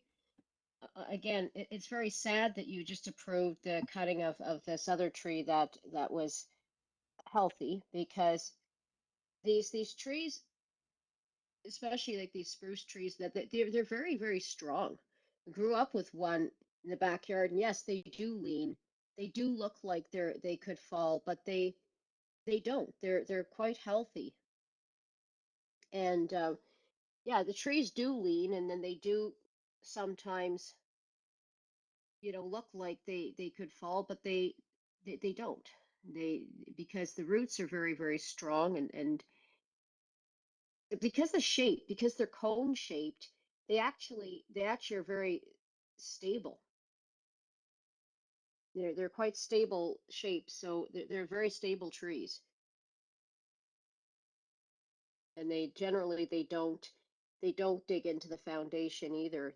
So yeah, I think if the city arborist says don't cut the tree, that I would trust the city arborist over a private arborist that somebody pays for, that's strictly for profit.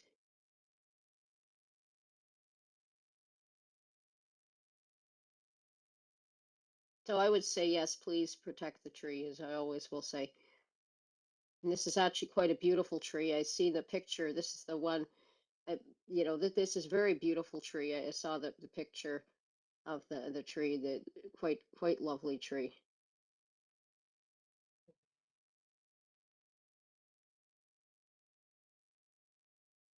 So yeah, please save the tree.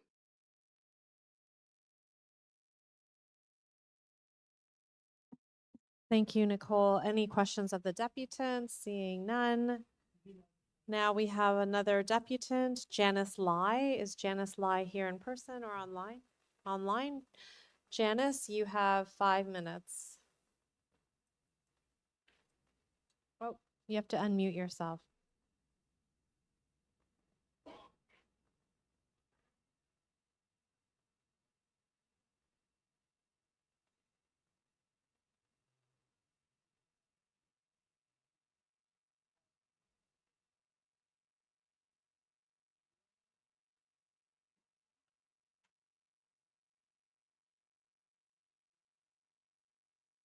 It's usually at the bottom of the window. There's an unmute.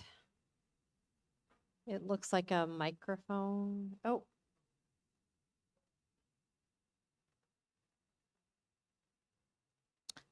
Oh.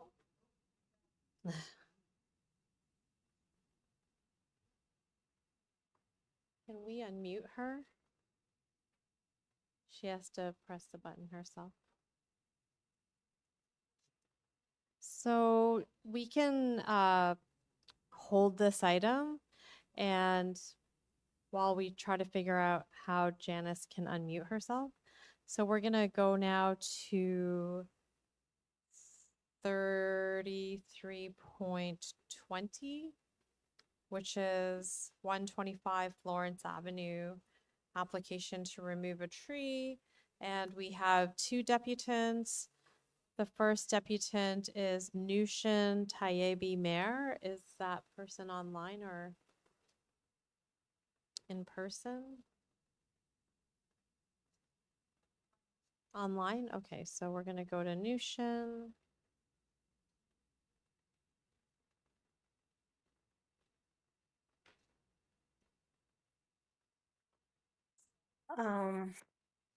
Hi.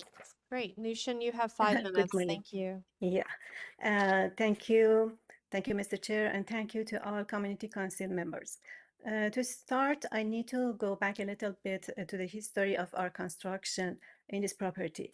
We requested a lot severance in 2020 to build 2 detached houses in the place of the previous house in the property. The street tree in front of the house was aligned with the old house layout, but with the new plan, it would block the driveway of one of the houses. The arborist report we received in 2020 as the first step to get a construction permit was in favor of removal of 3 private trees and this city tree, as it definitely would block the driveway. We followed the arborist recommendations for all other trees, but for this street tree, we had been advised that it would be a long process, at least 4 to 6 months, which would make a long delay for starting our construction project. And as we already moved out, we couldn't afford all the rent and construction expenses for 6 months. Then we choose to preserve the tree for the duration of construction. But as soon as completion of construction, my project manager made a request for removal of the tree.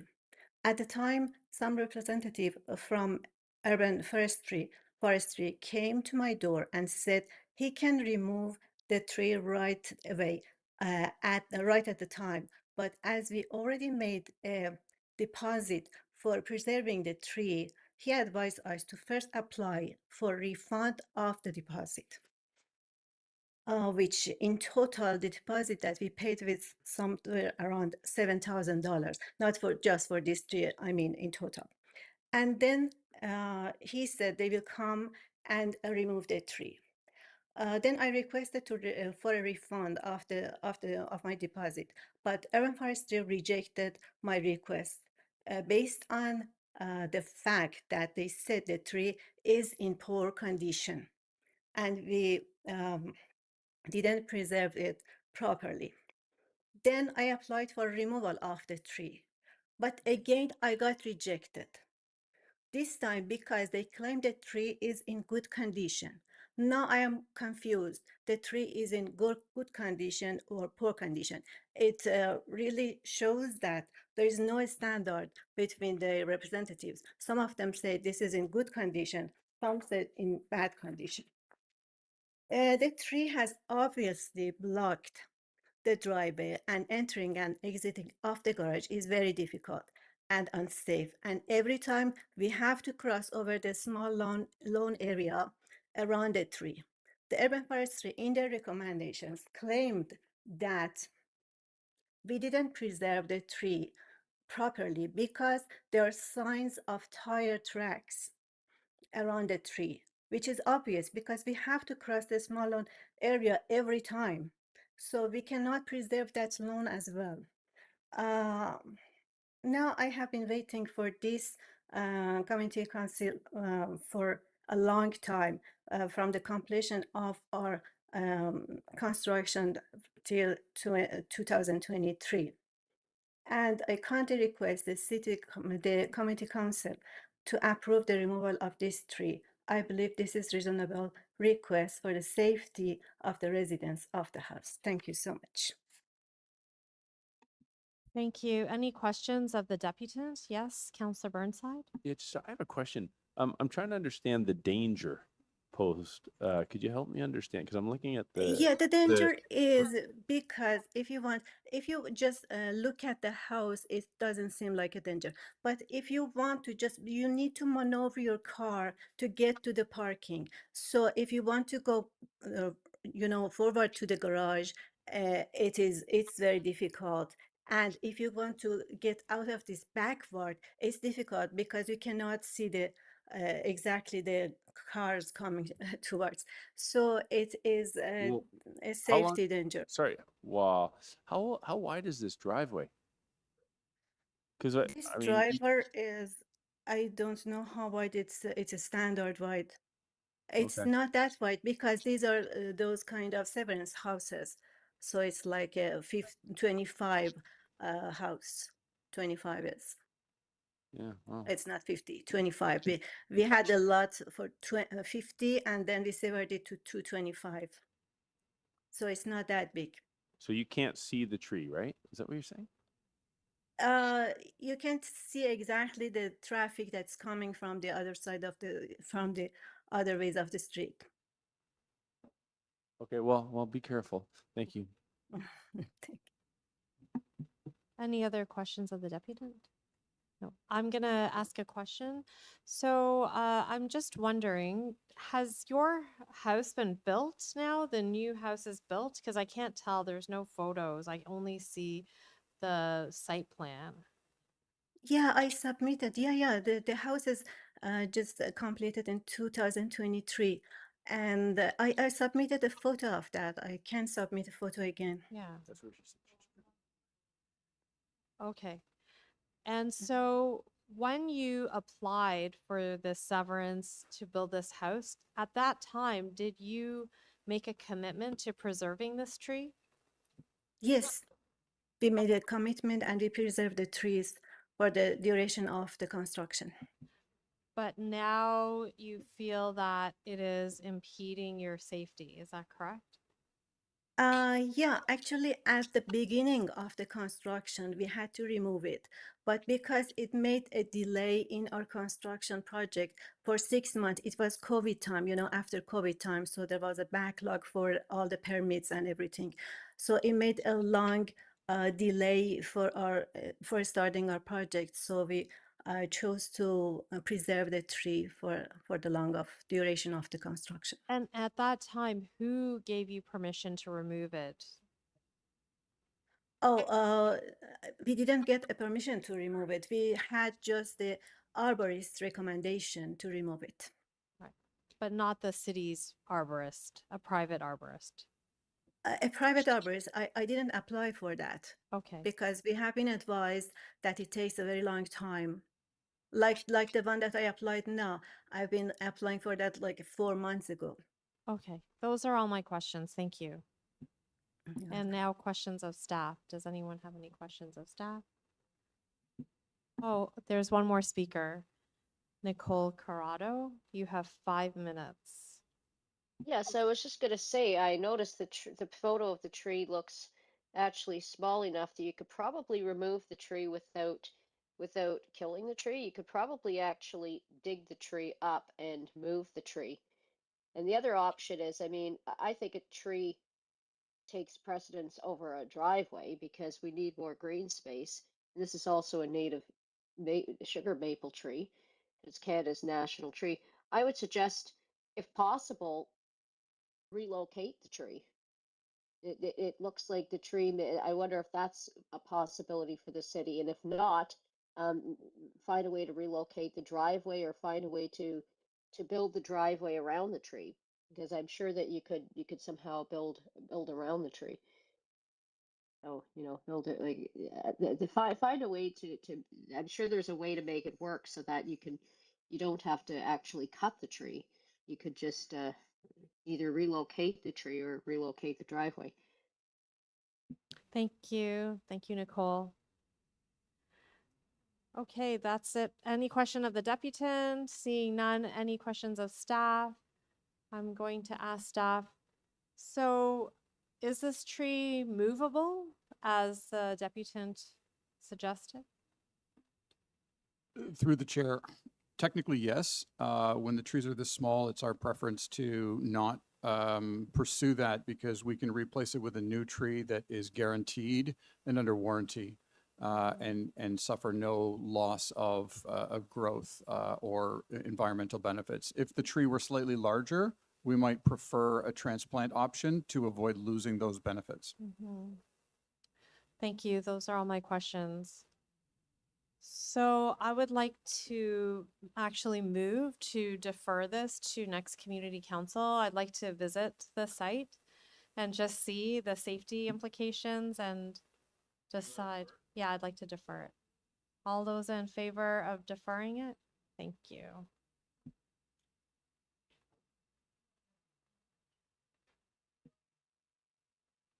Sure, we're gonna go back to 33.3.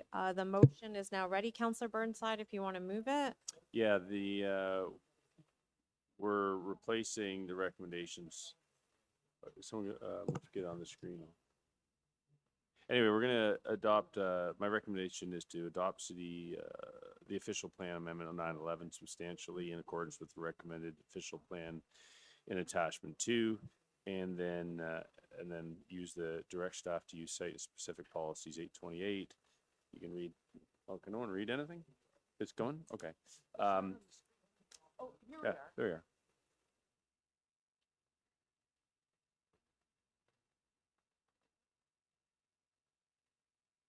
So this is about 9/11, which is basically staff recommendations for 9/11.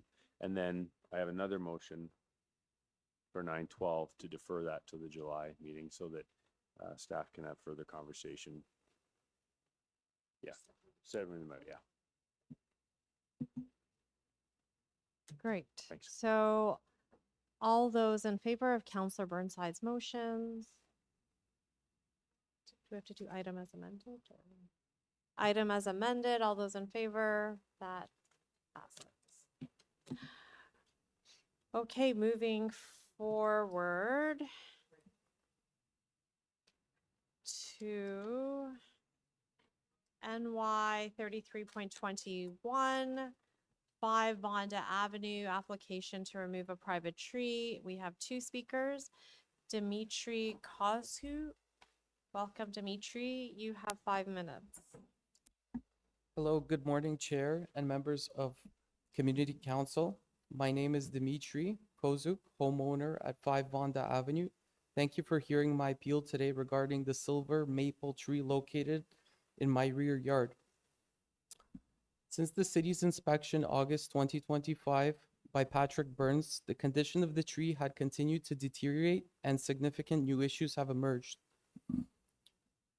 I respectfully ask Council to review the updated images I submitted to the City Clerk's office on May 21st, 2026, which were uploaded to the Community Council portal. These images show a major branch failure near the rear wall of the home and clear evidence of significant root intrusion into the home's underground drainage and weeping tile system.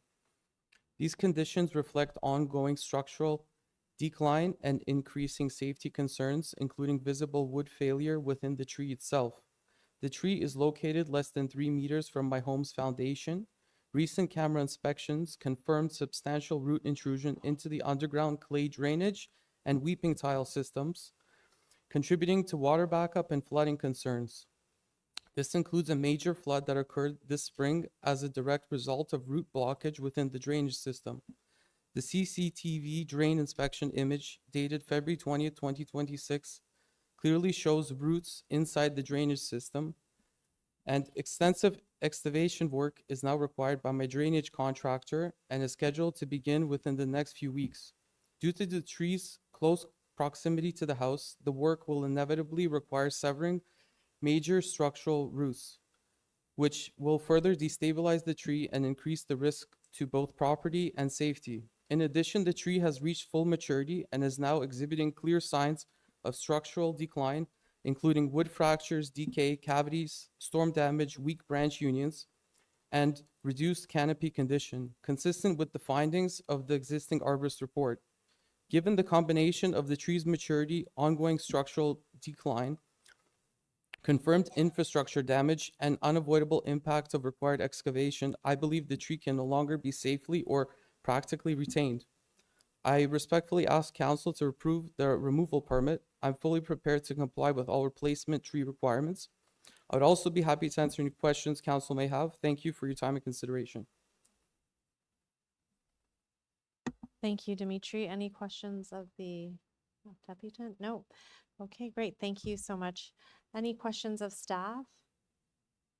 Oh, sorry, one more deputant, Nicole Corrado. Nicole, you have 5 minutes. Okay, I would say one thing. I was going to say that photograph of the sun shining through the silver maple tree is absolutely beautiful. And I really hope that you can find a way to save this tree, because this tree is absolutely spectacular. There are trees that sometimes will have holes in them, but often those holes are from woodpeckers, and those holes often end up becoming homes for a lot of like little squirrels and other little animals. I think it gives the tree character. It doesn't really seem like this tree, according to the city, is really a problem. I think that often the problem is that they may have like older pipes that are not like tree proof, and I think that you can probably solve the problems. Trees generally don't break into pipes. If they do, it's probably because you've got poor drainage. But I think that probably could be resolved. I think these issues could probably be resolved without cutting the tree, because it would be very sad to cut this tree. This is a very beautiful tree.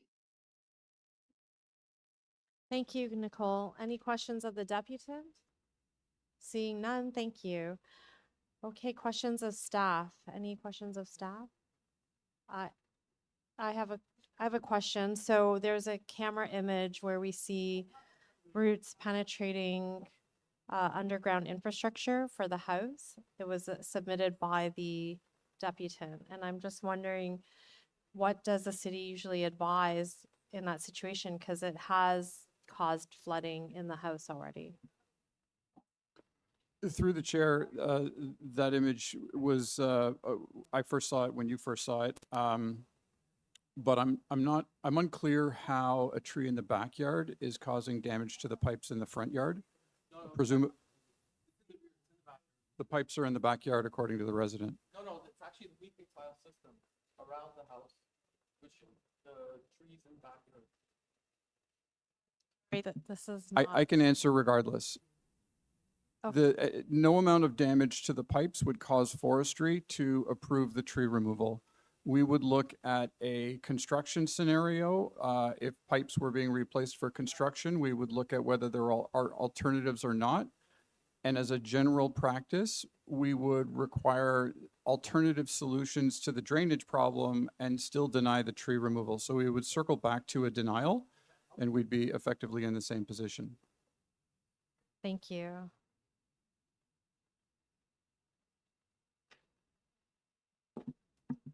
Any other questions of staff? No. So I'm going to support the request for a tree removal. I think it's very stressful when you do have root penetration and you have to do all this extra work to ameliorate, and they're willing to do the tree replacement requested as required by the bylaw. So I think that this will, it is a beautiful tree, and I don't, okay, so we're gonna take a recorded vote. So all those in favor of allowing the tree removal, please raise your hand. So Councillor Cole, Deputy Mayor Cole, and Councillor Chang are supporting the tree removal. And all those opposed to the tree removal, Councillor Burnside, Councillor Carroll, and Councillor Chernos-Lynn. So the tree removal is not authorized. Oh, no. Okay, so I'll move the recommendations to staff. Councillor Carroll is moving staff recommendations, which is a refusal of the tree removal. And I'm going to, all those in favor?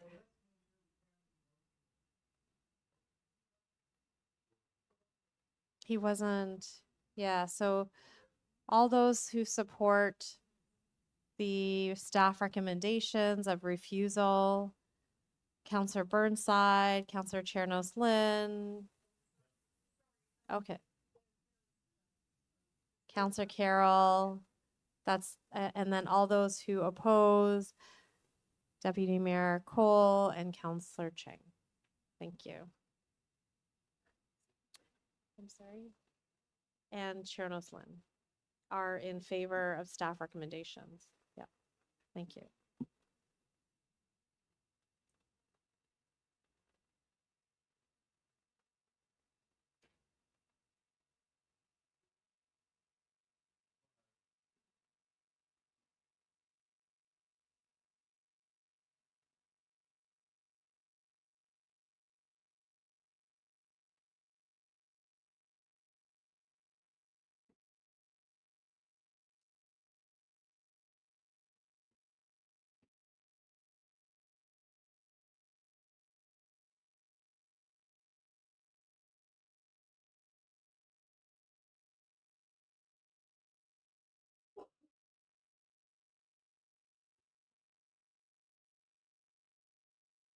Okay, we're going back to item number 19 for a speaker.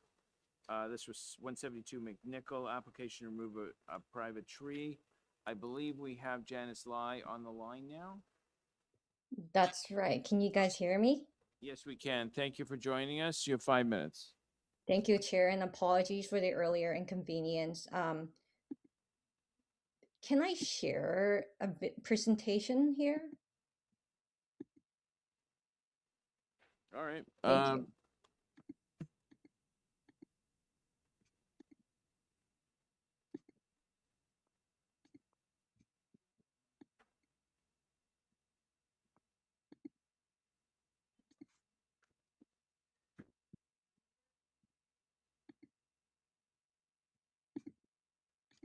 Let me see. Okay, I don't think it works, but I'll just start. Good morning, members of North York Community Council. I'm representing my parents, who are homeowners of 172 Manico Avenue, regarding the application of the Austrian pine tree. The tree is located approximately 2.2 meters away from my house and in between my neighbors and my house. The arborist report, which I'm not going to detail, cited poor conditions such as canopy health, significant lean towards the house, and close proximity, resulting in potential structural liability. And for background, I just want to provide further background. We have lived in this house for the last 25 years. We love trees. We have a century-old tree in our backyard. But I wanted to elaborate why we're appealing today on this Austrian pine tree in the front yard. These pine needles of these Austrian pine tree are tiny and thin. So they get stuck in the gutters, downspouts, and the roof shingles. And even if we use gutter guards, like it doesn't work because it gets stuck in the holes of those gutter guards. So this has caused substantial drainage and roof maintenance interference among the two properties. So every year, my dad has to climb up the roof annually to clear the gutters, remove the pine needles, cut and even prune any branches that are overhanging the roof. However, he's now 75 years old, and this has become increasingly unsafe and physically unfit for him. And I also don't have the physical capabilities to go up myself on the roof to do this. And I just want to elaborate, this is not simply a matter of inconvenience or routine tree maintenance.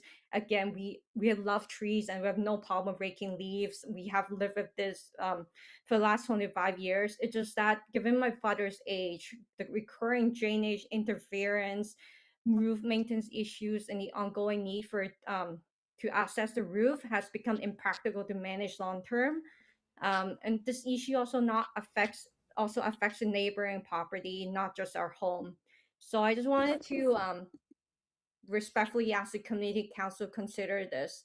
The tree's location creates ongoing drainage and roof maintenance interference affecting two properties, and the recurring mitigation required is becoming unsafe and impractical due to the homeowner's age. Again, I reiterate that my family does love trees, including a century-old tree in the backyard. Unfortunately, this has just become a safe maintenance and safety burden for us. And we understand the importance of enhancing Toronto's urban forecast, and we're prepared to comply with all replacement tree requirements. Thank you for your consideration and time today. All right. Thank you very much for your comments. Are there any questions for the deputant? No? Okay. Any questions for staff? Okay, Councillor Carroll, speakers? Yes. With respect to the deputant, this appears on the agenda right after a tree that well and truly was leaning and was a concern. And while I appreciate what the private arborist may have said about this particular tree, our city arborist report is pretty clear. This is a very healthy and maintainable tree. And, as we know, I've had no contact from the residents, and I'm going to support the arborist report from the city and ask that we move staff recommendations.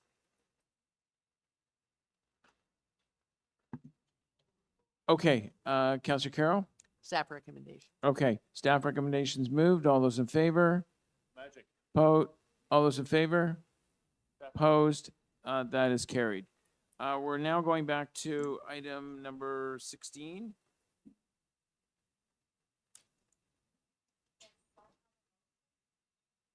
Yeah, so Counselor Cheng, we're on speakers, so you're moving a motion here? Already spoke on it? Yeah, Sorry. okay. It's on the screen. Okay, so the motion is to grant the application for fence exemption for the property owner of 213 Northwood Drive, direct and require that the enclosure be maintained in good repair without alteration, and at such time as replacement of the enclosure is required, that such installation will comply with Municipal Code Chapter 447 fences or its successor by law. All right, any questions for the mover? No, let's vote on it. All those in favor? Opposed? That is carried. Now we're going to item number 20. 125 Florence Avenue, application to remove private tree. Nushin Tayibi Mayor.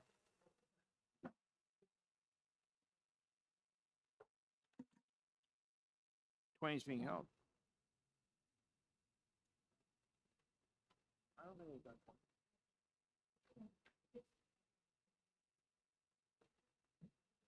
We haven't done 20. We've got 20. So we heard from the Nushin Tayiba Mayor.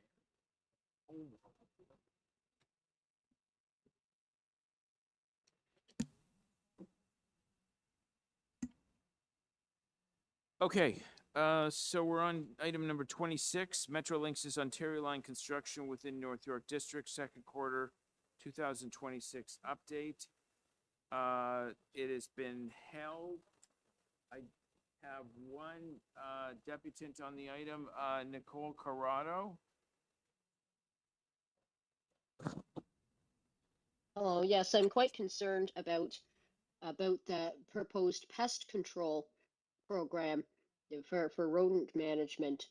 Most rodent management is cruel methods such as kill traps, glue traps, which the animals rip their limbs off and injure themselves to try to get out of the glue, and also rodenticides. And rodenticides pose a real threat to animals, and not just rodents, but also all kinds of other animals.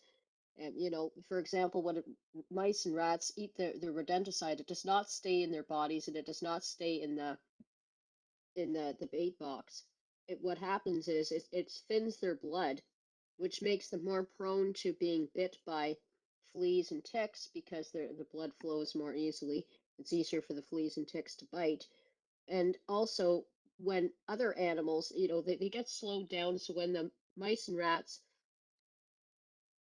start moving around very slowly, they get eaten by other animals, and who also then ingest anticoagulant, who are then weakened, and it's easier for fleas and ticks to bite these other animals. So then you end up with issues like mange, and it just creates a whole lot of suffering. It's also incredibly painful to die from these anticoagulant poisons. So there, I would strongly suggest that you change the pest control strategy to a wildlife coexistence, a wildlife protection strategy. And I would suggest working with Rodenticide Free Ontario and Toronto Wildlife Centre to develop a humane wildlife coexistence and wildlife protection strategy for Metrolinx. It makes me very sad that Metrolinx has instead chosen to kill the wildlife. The,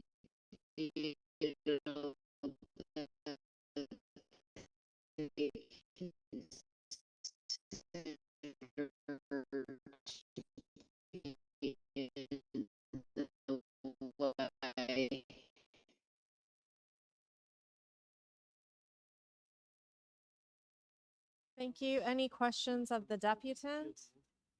No? Please, instead, humane program. Okay, thank you very much for your comments. Speakers on the item? No, questions for staff? Yeah, yes. I mean, yes, no, please, Thank if we you. have any more chairs here, we're gonna have a dining room set. Okay. So it is good. I just want to note that it's good to see a timeline for the requirement that Metrolinx trucks servicing the Ontario line carry identifying decals and have GPS trackers. Can you expand on some of the details? What specifically does heavy construction vehicles mean exactly? So like which trucks are going to be required? And what does it mean exactly that it only applies to vehicles that regularly travel to and from Ontario line construction sites? Like if there's a day when you need more dump trucks, does that mean though some of them won't be required to have this? Thank you, Councillor, for the question. Through you, Chair, to the Councillor.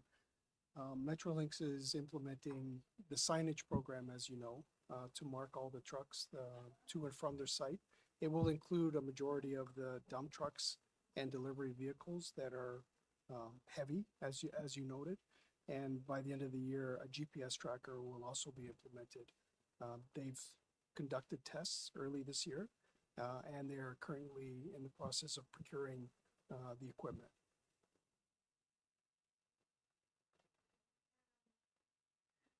Thank you. Thorncliffe Park residents often mention the extensive loss of trees and other vegetation due to the Ontario line construction in an area that has already seen green space deteriorate. Although it was a defining characteristic of the neighborhood when Thorncliffe Park was initially developed. What can be done to accelerate replanting, especially within the community, and expand the green space development in Thorncliffe Park? I mean, there are literally massive swaths of trees that have been removed to build the Ontario line.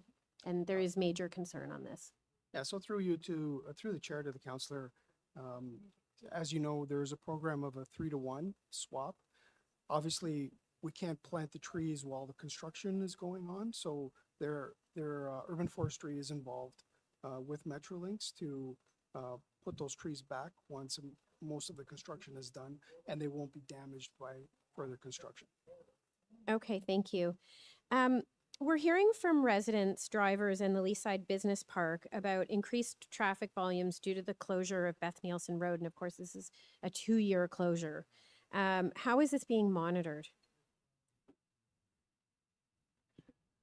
Mr. Chair, through you to the councillor, thanks for the question. So councillor, transportation services staff actively work with Metrolinx to monitor the traffic conditions. Obviously, the traffic conditions. Pardon me, Navi, just one second. I would just ask, is it possible, Chair, to just ask for some quiet in the chamber? Councillor Cole and staff, it feels like the Rogers Stadium with the noise moving over here. So We need can noise cameras in here. can we just put a lid on the tea party and let Councillor Chernos Lynn ask her Thank you. questions? Sorry, please go ahead. Thank you. Just resuming, Mr. Chair, to you, Councillor Chernos-Lynn. So the monitoring is mainly done by Metrolinx. However, it is also supported by the city staff. So our work zone coordinators or our inspectors, they routinely go out, whether it's in response to a complaint or proactively, and monitor the traffic conditions to ensure that it's flows smoothly. And if there is any intervention that needs to be done, we do it on a timely basis. Okay, and just as a follow-up to that, what is the congestion threshold that would trigger additional Metrolinx mitigation and funding? For example, for things like traffic agents, just because of such extenuating circumstances? Yeah, I mean, there is in-field monitoring, but also there is a modeling that is done prior to implementing any traffic stage. In terms of the modeling, if through that an excessive queuing is observed through a model, the traffic signal timing modifications are put in place, and that can be aided also by traffic agents.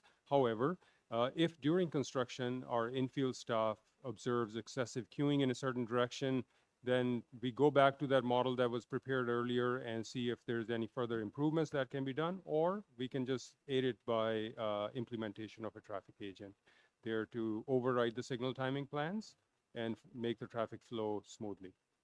Okay, thank you. My last question is that as deputants, that there weren't vocal, like oral deputants, but we did have some written deputations. And residents from Thorncliffe Park and Leaside indicated some concerns around the frequency and limited hours of the 156 bus. And I'm just wondering, with the closure of Beth Nielsen Drive, are the frequency and limited hours of the 156 bus sufficient, in your opinion?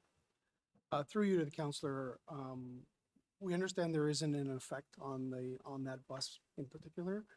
Perhaps the TTC could opine on that. Okay, do we have someone from TTC here?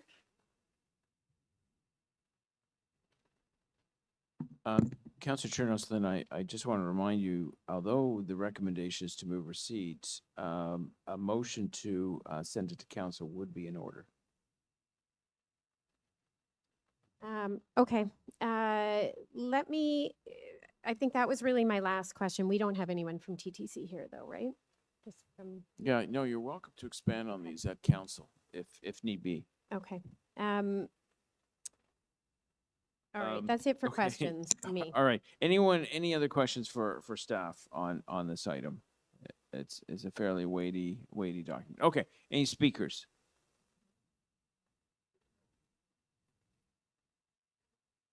Yeah. So, Councillor Chernos-Lynn to speak.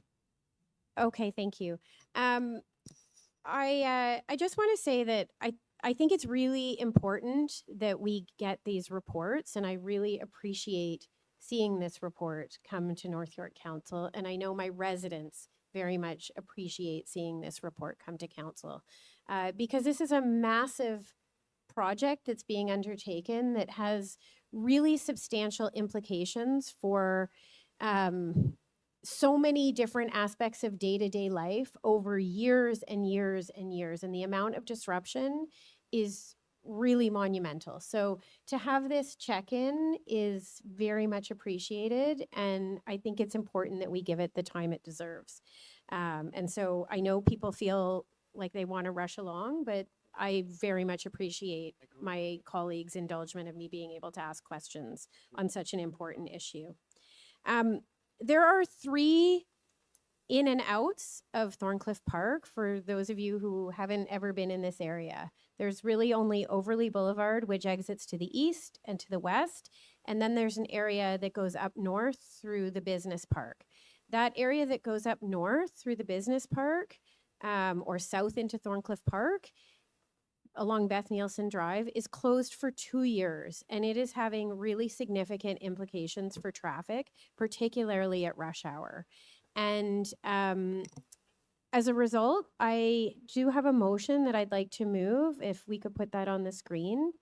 And this is just to request that the General Manager of Transportation Services, in consultation with the Executive Director of Transit Expansion, work with Metrolinx to develop a plan to manage rush hour traffic along Brentcliffe from Wicksteed to Eglinton, caused by volume impacts resulting from the Beth Nielsen Drive long-term closure, including but not limited to measures such as the hiring of traffic agents. And I really want to stress that I do believe this is Metrolinx's responsibility to pay for this. This should not be the City of Toronto that is required to pay for this. This is really an outcome of the Ontario line construction and the way they're going about doing the Ontario line construction. They did not want to build a separate road to be an alternative. They didn't want that cost and the work to do that. So I think this is a very minimal piece that we could be asking for to help assuage some of the traffic woes that are really becoming somewhat dangerous.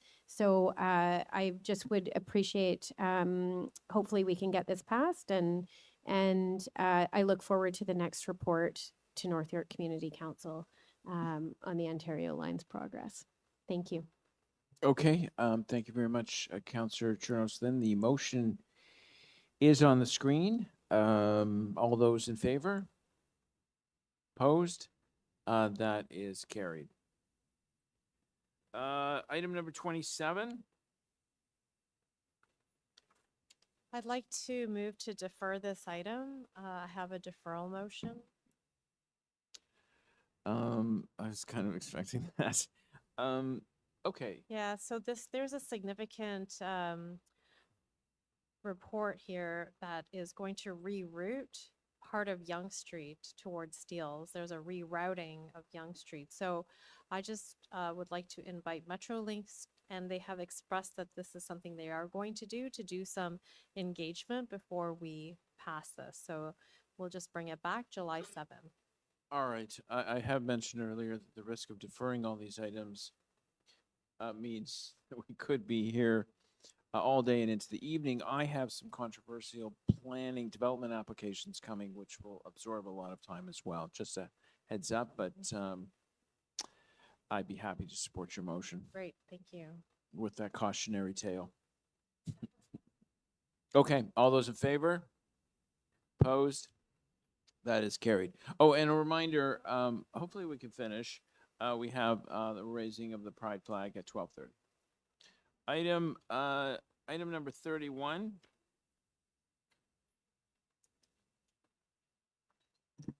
Chair, I believe, oh, they're coming in. The speaker is here. Okay. Item number 31, we have Joel Goldman. Joel Goldman. Online?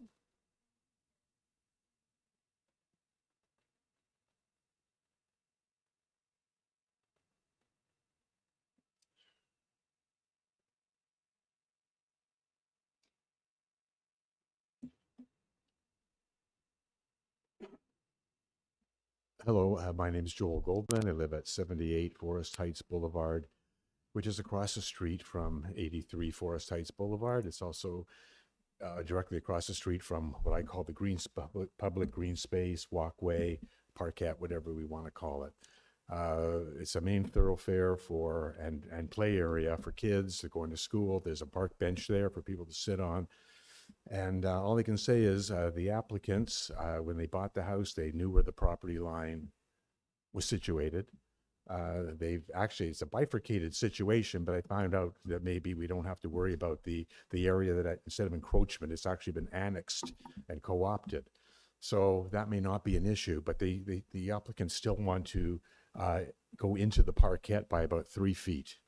And we want our green space back. I've lived there for 20 years. Mrs. Ashby's here. She's lived in the area for 20 years. She's at one end of this green space. I'm at the other. And, you know, this has been one of the attractive parts of our neighborhood. So, you know, if it was something perhaps minor in the request, but 3 feet's a lot. If that's what it winds up being, a meter, whatever that is, that's wanting an awful lot of space into the parkette. Again, knowing where the property line was when they bought the house. And if they had to scale back the construction, they had ample opportunity. It was a brand new build. They tore down, and the fence, you know, went from being a construction fence to a permanent fence anchored in by 6x6 posts that embedded into the ground with cement anchors. So, you know, I don't know what else to say, but I'm only one person. We had a lot of neighbors that would have loved to have attended today. They're not happy with it either, but a lot of people don't want to stick their necks out. So I'm here, Mrs. Ashby's here. I brought a couple of letters with me from some of the neighbors, and we're against it. We want our green space back. And like I say, I live in close proximity to it, as does Mrs. Ashby, and it's as simple as that.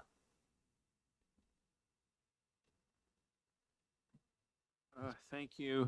Thank you for your comments. Just what green space is this? Public green space that you're losing? Is that what you're saying? Is it a parkette? Well, he wants his green space back. I'm asking what green space that is.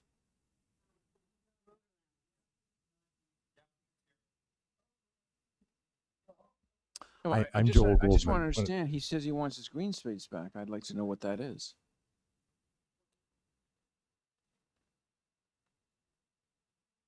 Are you finished with me?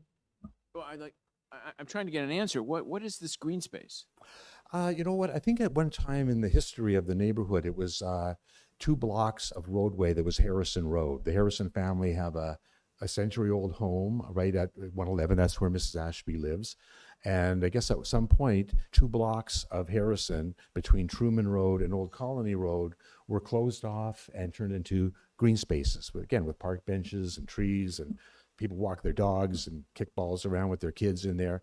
And so, yeah, that's one of the charm. I live adjacent to it, as does Mrs. Ashby, and she's going to come up here and speak, I suppose. So, you know, to have this kind of appear on the doorstep is like very, very unexpected. So, what we're being asked to decide is whether General Manager Transportation Services to enter an encroachment agreement. Sorry, I can't hear you very well. We're being asked to decide whether to authorize the General Manager of Transportation to enter an encroachment agreement with the property owner at 83 Forest Heights Boulevard to permit a wooden fence subject but not limited to the following conditions. There's a series of conditions there. This fence will cut you off from the green space that you're referring to? No, it would, to use the word you're using, encroachment, it would come from the property line westward into the green space by what I'm told by David here today. It's by about 3 feet. Call it 1 meter if you want. So it'll run north-south. There are materials here that show drone photos of the how the houses are situated. If you don't have them, Yeah, I'm I trying think Parker has them. I'm trying to pull up. So that may help you understand the orientation of everything. Okay. All right, any other questions for the deputant? I'm hoping I can see. Okay, thank you very much. Thank you, everyone. Thank you. That's the only speaker I have on the item. Questions for staff? Oh, sorry. Well, you're not on the list.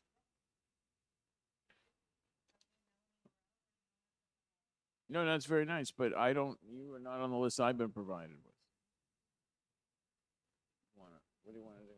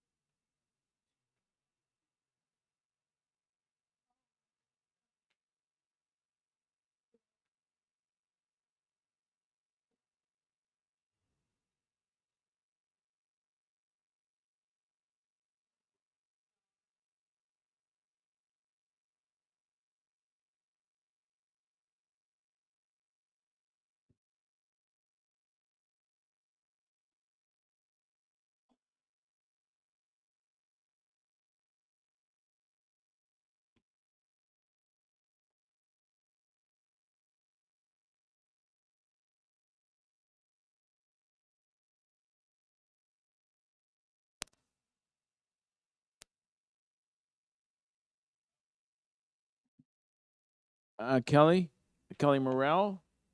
Well, you're on the list now. Okay, thank you for joining us. You have 5 minutes. Thank you, Council, and apologies for the disruption. I thought I'd fill everything out online. What Joel's saying is correct. As the property sits now, there is an encroachment on the public space. This nightmare of a build we've been in is not your issue; it's ours. That includes litigation, fraud charges, both civil and criminal, to a builder that we put a lot of trust in to build our so-called dream home, and to no avail that we've encountered some major issues. One of those issues is communication with the property line in where the house was ended up being built, and to where we thought the property line was and where it is very different. We are not builders. We are 2 homeowners. We've never built a home before. This is a first for us and a last for us. I do want to acknowledge the bylaw officers that have been extremely patient and forgiving with us because we've been abandoned by the builder completely. So we're trying to do this on our own, and we have no idea kind of how to do this. As it relates to the issue on hand, where the property line sits today, there's a parkette to the west side, as Joel was explaining, and there is that fence line will end up being 3 feet from our home, from a side door, from 2 major windows. We were told that the property line was this other fence post that was there. It's never been our intention to make, the fence line today is about 25 feet from the house. It was never our intention to keep it that way. It was to bring it into the to the proper property line. In so doing that, we've realized that the fence line is literally against our house. We've had a home invasion and 6 cars stolen. So I have 4 teenagers, and safety is our main priority. This is a safety issue. This is not a we want more space issue. We just wanted to be able to have not people look over our fence from a parkette that people walk back and forth. Again, the parkette is still very large once you move our fence line back. It's also important to note the backside of our home is on the property line. The actual where the home starts is where we want is where we're appealing for the 3 feet encroachment.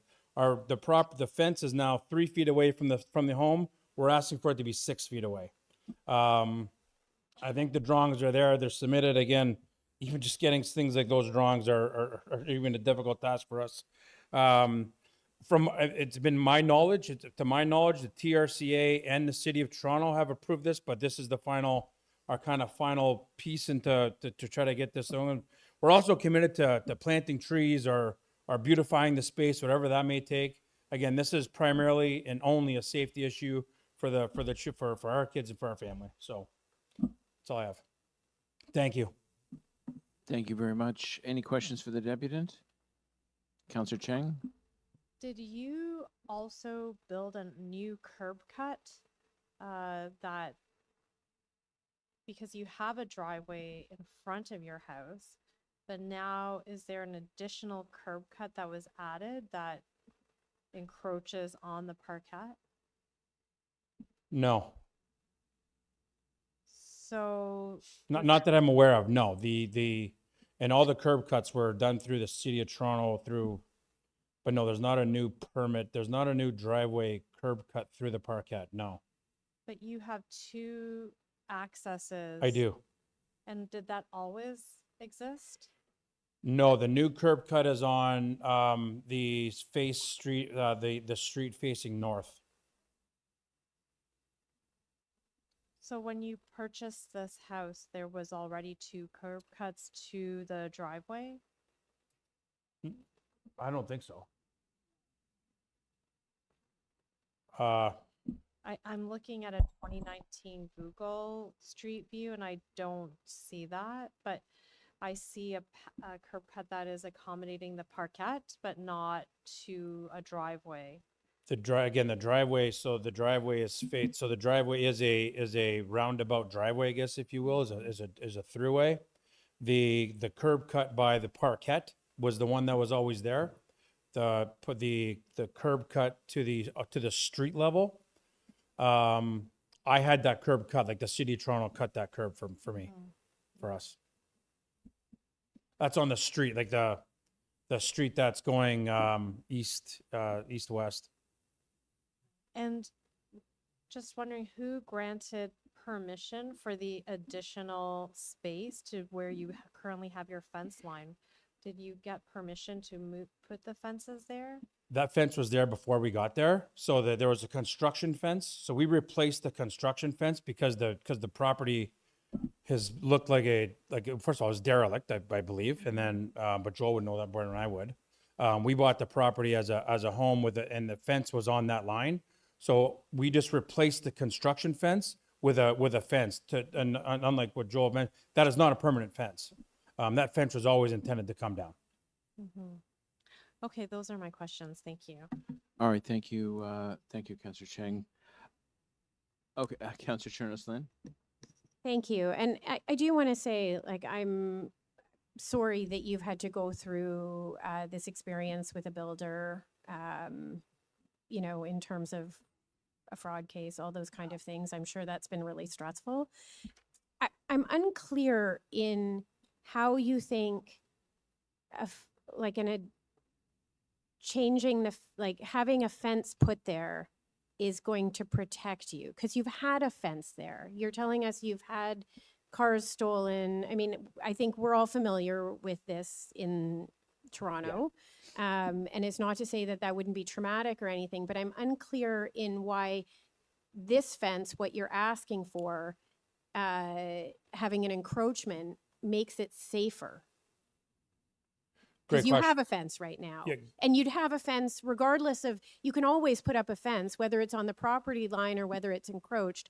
I guess what I'm unclear is how it's safer somehow. Yeah, great question, and thanks for acknowledging the fact that the stress, because it's been a whole other level. We feel we're at the finish line, so that's a good news. On the fence issue, so let's talk about the stolen cars for a second. That was done before our gates and our fence was up, on our actual front fence. So there's a little bit less access now, and again, we closed off from the fence to the gate as well.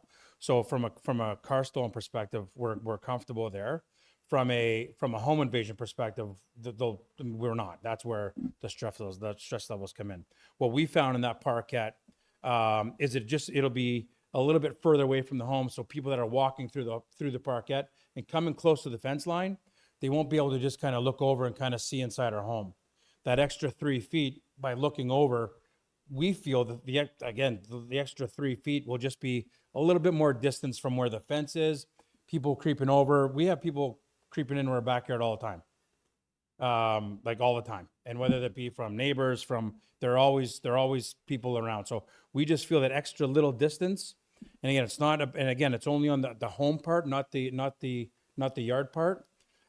We feel that that little bit of distance will prevent people from being able to see directly into our home, into the door and into the windows, into the living room, into the office. I don't have any further questions. Thank you. So Thank you. I just have a couple. So let me get this straight. Your home has been subject to a number of different criminal elements: trespass, car theft, home invasions. Yes. Okay. And it's your belief that if you get this extra 3 feet and can move your fence 3 feet into public lands, you will be better protected. I don't think it will hurt. I don't think it will hurt, because as it stands today, the 3 feet, 3 feet from here to the home, with the big windows and the big doors, it's easy to kind of just look over and see. I think that extra, listen, my wife wanted 6 to 9 feet. And we're like, she would have felt safer there. I think from our standpoint, we wanted to be respectful of the city and the neighbors and everything that we could be to encroach as little as possible. We do think that extra 3 feet will give onlookers that can tiptoe over the fence. We do believe that we'll be safer for it. Yes. So have you received approval from building on the new fence, or you're not there yet? You We've need the approved- encroachment agreement first, and then you would build the fence. Yeah, we've received approval from TRCA and from the City of Toronto. And have you got a fence exemption? Is it the normal 6 feet, or what? I don't know the answer to that. I believe it to be normal. 6 feet. Okay. All right. Councillor Cole. Have you ever thought, has the fence been built yet? There's 2 parts of the house. There's the backyard and then there's the house part. So I'll compartmentalize the two pieces. The yard part, the fence is built. The house part, there was a construction fence there. We replaced that with a fence just because it looked terrible. The house part, the fence is up? The house part, the fence has been up. It's been up way before we were even there. And is that encroaching? Yeah, so it's encroaching by 25 feet. 25 feet. Yes.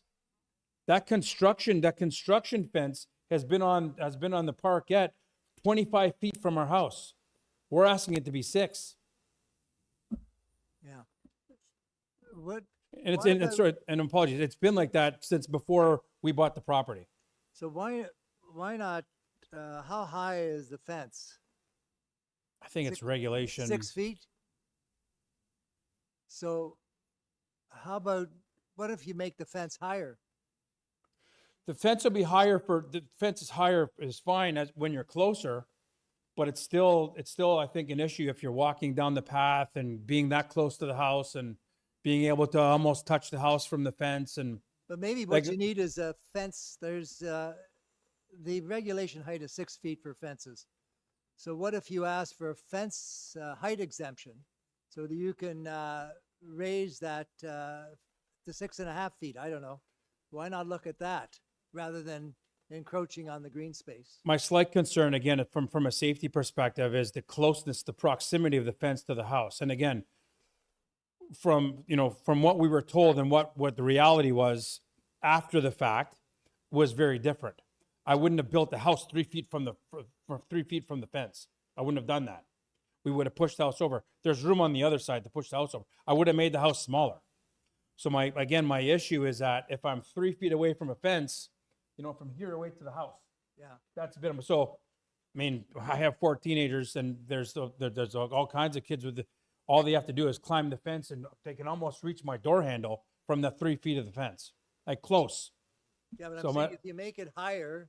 So they it's climb it, difficult right? to climb. Yeah, But anyways, just thought. Yeah. Okay, I know it's complicated, but. it's complicated and it's been a major issue and yeah. Okay. All right, now, you have questions? Okay, so we're done with the deputant. Can we conclude that? Okay, so we will move to questions for staff. I realize we're racing a little bit about the clock for the Pride flag raising, but I'm sure for a few minutes late, it won't be the end of the world. Okay, questions for staff, Councillor Chernos-Lynn.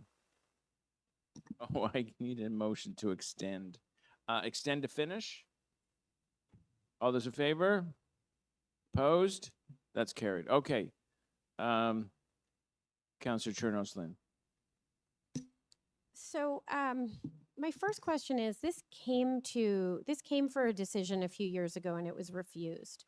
Is that correct? Through the chair, I've been in North York for 2.5 years. This issue came to North York bylaw enforcement about 2.5 years ago with relations to other issues that were surrounding the property. Okay, but I believe this actually came like an encroachment case came before in 2021. Is that correct? It quite possible that it was an encroachment. I think it was declined as that fence, as the property owner alluded, was approximately 25 feet away from the property line. So it's been declined before and it's back. Is that correct? Correct. At one time, yes. Okay, thank you. If this motion is denied, it looks as though the applicant has paved over a section of the parkland. So if this was denied, we would need them to put the fence back to where it was originally, like along the property line, but they would, the land would need to be restored to the original parkland. Is that correct? Through the chair, when it comes to the plans that were submitted for the construction of the home, I do realize that there's 2 entrances there. One may have been used as a construction access. This particular file has not been closed in transportation services. Once a final inspection is conducted, that's when concrete work is completed throughout the road work. The road work, the curb work was completed, and that's when all is restored to what was submitted on the site plans. And who would be responsible for that? That would be transportation services. Right of way. Right, street but permits. the applicant would presumably be Well, the required to do that. applicant would have to pay for the concrete work, all the city work that would be done. They would pay for that to make the full restoration. When it comes to, it's full restoration, including sod or what was damaged during construction. Okay, and so the building permit is actually still active on the site? The actual construction building permit, I can't speak to that. That's the buildings division. Okay. I'm speaking with regards to the construction access permit that is Construction access. issued by transportation services. Okay, and if the building permit, or sorry, if the encroachment agreement is refused, and the applicant is required to put the fence back to the original property line, they could still bring a request for a fence exemption to have it higher if they wanted. correct? Like if they wanted to perhaps address their concerns about people looking in, if that was their concern. I mean, I'm 5 feet tall. I'm not going to be able to see over. I'm not even sure if I'm 5 feet anymore, but one time I was 5 feet. So I couldn't see over, but a really tall person maybe could, or someone on somebody's shoulder. So just to address their concerns, they could bring a fence exemption request to council. That would be their choice if they wish to. If this was refused, they can take that avenue. But that would also be another application through municipal licensing and standards. Okay, so I guess my last question, this may be for transportation. If this application were refused, would we need something in the recommendations to ensure that the land is restored to its original condition? That would be a bylaw issue at that point in time. If it was refused, our bylaw officers would go out and order the property owner to remove the fence and restore the property to its original condition. Okay, I think, Chair, I wonder if we could just hold this one for a few minutes. Oh, No, sorry, no, after Yeah. any other questions from I'm going to staff? jump in here. First of all, Councillor Cheng has questions for staff. This can't get much messier than this. I know I've been against deferrals all morning, but this is one that actually justifies it, if the local councillor agrees. I'm not really eager to, I'll be honest, I'm not really eager to defer this because I think it's been very stressful for a number of people, including the applicants. So I would just appreciate a few minutes to just sort that out. I wonder if we could go to the flag raising and I could have just a few minutes to sort that out. And obviously my colleagues, if they wish to ask questions with staff, I just think sometimes deferring items like this causes more stress for people than we need to. Yeah. All right, what do you think of a compromise here? Do you want to break for half an hour? Okay, so no, you're entitled to your opinion, Councillor Cheng. I'm just making a suggestion. Do you want to break for half an hour, do the flag raising, then finish the agenda? Or do you want to, Councillor Cheng disagrees. Go ahead. If you finish it now, we've got people waiting. I don't know why it was scheduled at 12:30, quite frankly. It was,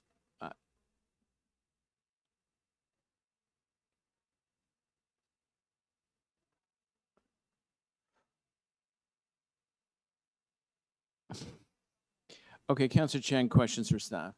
So I note that where the fence is right now, if you go back a few years, there's actually a gradient. So in the path beside it, there is like a little hill, it's all grass, and then it's the driveway of the previous house.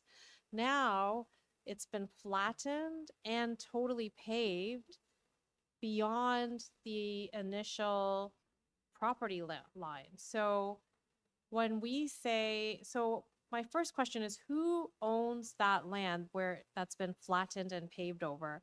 Is it parks or is it transportation? The property to the side of the house where we have the fence issue, that is City of Toronto property. It's not parks. It's City of Toronto property, and the Conservation Authority has say over what happens within those lands. But who maintains it? So when we cut grass along that path, is it parks or is it transportation?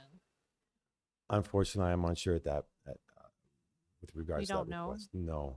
Because that ownership, whoever owns that land and maintains it, they should get the say of how it's ameliorated. And I am curious how you would bring it back to original condition when the grading has changed. There was a natural hill that was there before and it sloped downward. So I'm just curious, like if let's say we are asking them to restore, is it just sod, or who's going to make that rule of what is required? Because whoever is maintaining it would be the ones who should have a say of what that land should look like. Well, through the chair, conditions of a building access permit, once you use the property, possibly damage it, you have to restore it to the same or a better condition. Now, when it comes to maintenance of the property, within section 743, property owners, residential property owners are to maintain the property adjacent to their homes. So if it goes back to being sod, rather than maybe bushes that were there at that time, the property owner would be obligated to mow the lawn and keep it tidy within the restrictions of height. My last question is, when we allow encroachments on building fences and they are allowed to use that area for staging, do we allow them to pave it over like that and almost assume occupancy of that land? Well, with a construction access permit, you need a hard surface, because if vehicles or heavy equipment are traveling over a soft surface, what happens is they drag the mud out into the road and it causes quite the issue on the roadway. So we granted the permission to do the encroachment and is it 25 feet encroachment? No.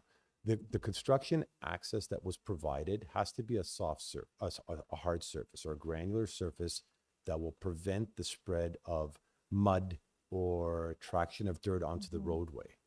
Once that it's a temporary construction access. Once the construction is completed and the property owners have done their landscaping, transportation revisits the site and says, okay, now you've used this temporarily. Now you need to restore it to the same condition or better.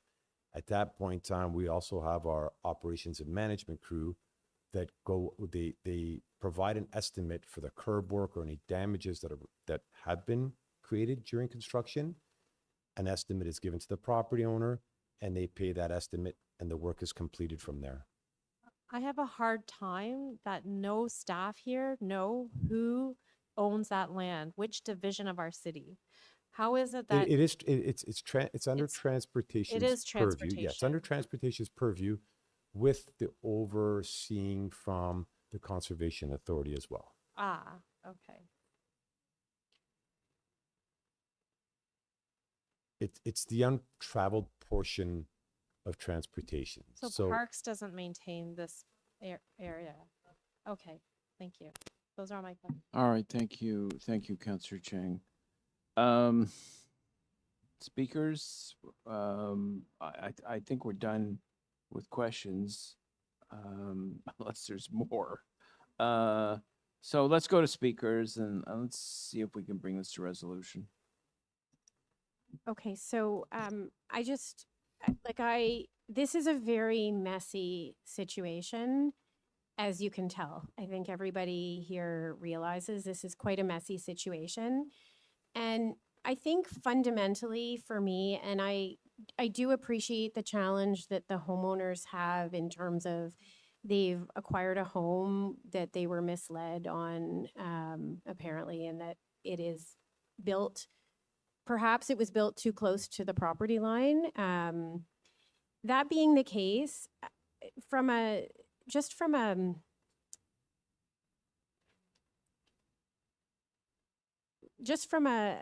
basics point of view, I don't believe we should be in the business as a city of Toronto of giving away public land to private homeowners.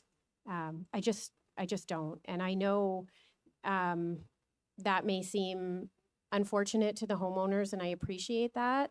And I understand why you're asking, but I just philosophically don't believe that that's what we should be doing. And we see property disputes on a regular basis when people have fences over one way too far or the other and people are fighting over a fence line. This is one essentially with the city of Toronto. And I think we are best, as we are normally between property owners, to have it along the property line. And so I'm going to move that we deny this encroachment. Unless my colleagues think it's, I was just going to outright deny it. And I'm going to assume that staff will be able to manage the other pieces of making sure that it's put back according to what the original site plan was, and to ensure that it gets back to the appropriate condition. But if my colleagues feel that I need to do something additional to ensure that, No, but okay. So I'll move that we deny this request. Counselor Carroll? Well, I was just, it's more, for me, an issue more of the clerk rather than the counselors. So we're not authorizing the encroachment, but there's no alternative recommendation in the report. Do we need to move language that says return the site to its original condition?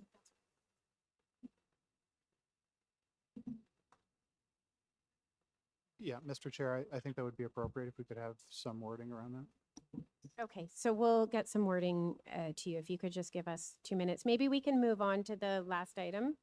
Yeah, we'll go to the last item. I would just, I would just very briefly speak. I believe in personal safety of homeowners, and I think the appeal here is reasonable. And I'll be the contrarian view and support the homeowner and authorize the general manager to negotiate an encroachment agreement with the property owner.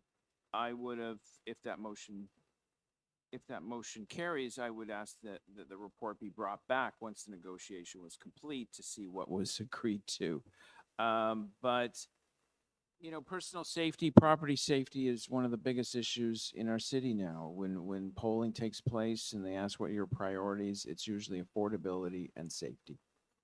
And if we can do this, give up this small piece to give peace of mind to this homeowner, I think it's a reasonable request. The city will not fall apart if it gives away 3 feet of public land with conditions, with strict conditions. So that's my position. So I will not be supporting. I will be supporting the staff report to authorize the general manager to negotiate this. So, but it's being held down because I believe a motion's coming. Okay, so we're going to hold this item down and go to number 35.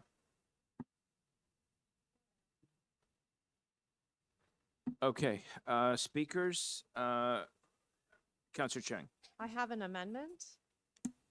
So we're just amending to delete the word not.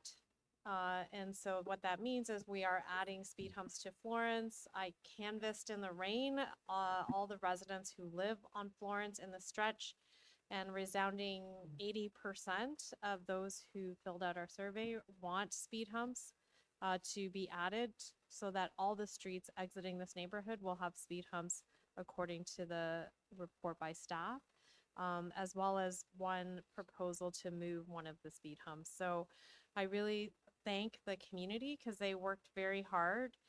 It's great when you have a strong neighborhood association that's engaged, that is advocating, and I really want to thank the West Lansing Homeowners Association who brought this proposal forth, and all the work, including Demos Zarkadas, who personally has drawn out the streets where, you know, which ones he felt the speed humps were required. So this is a huge community effort, and I'm grateful to see that we're going to see speed humps because the streets will be safer for all the pedestrians and the community members. So thank you.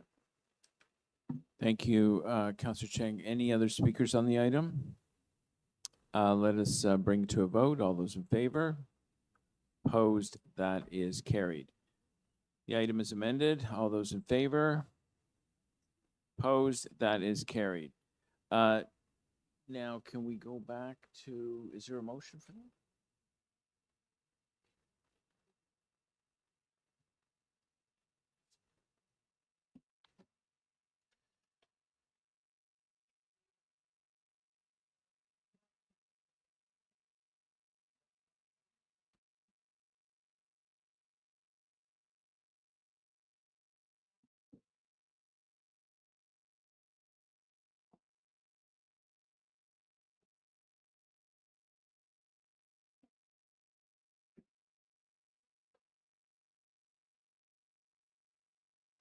We have sent in some, yes, I've sent in, Parker has sent in some language to Matthew, to the clerk. So it should be, I think they're just looking at it quickly. And really the language is just that we refuse the appeal of the encroachment agreement and require that city lands currently encroached upon are restored to their previous condition.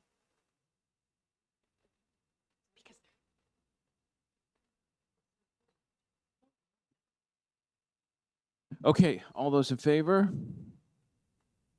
Opposed? That is carried. And let's do the bills.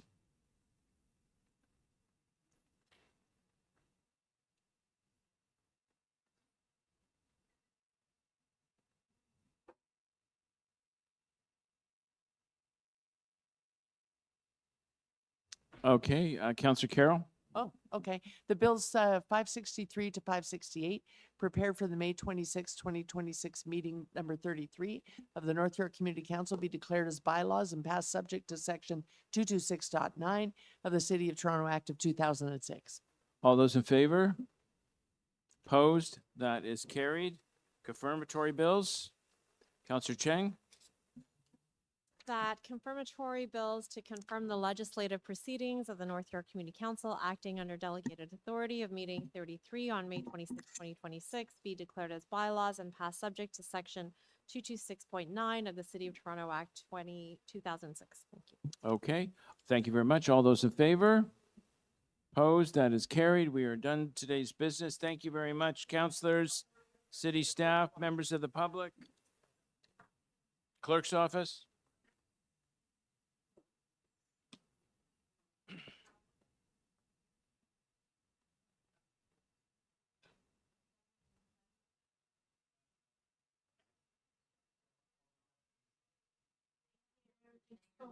Lovely. Beef hump. Yeah.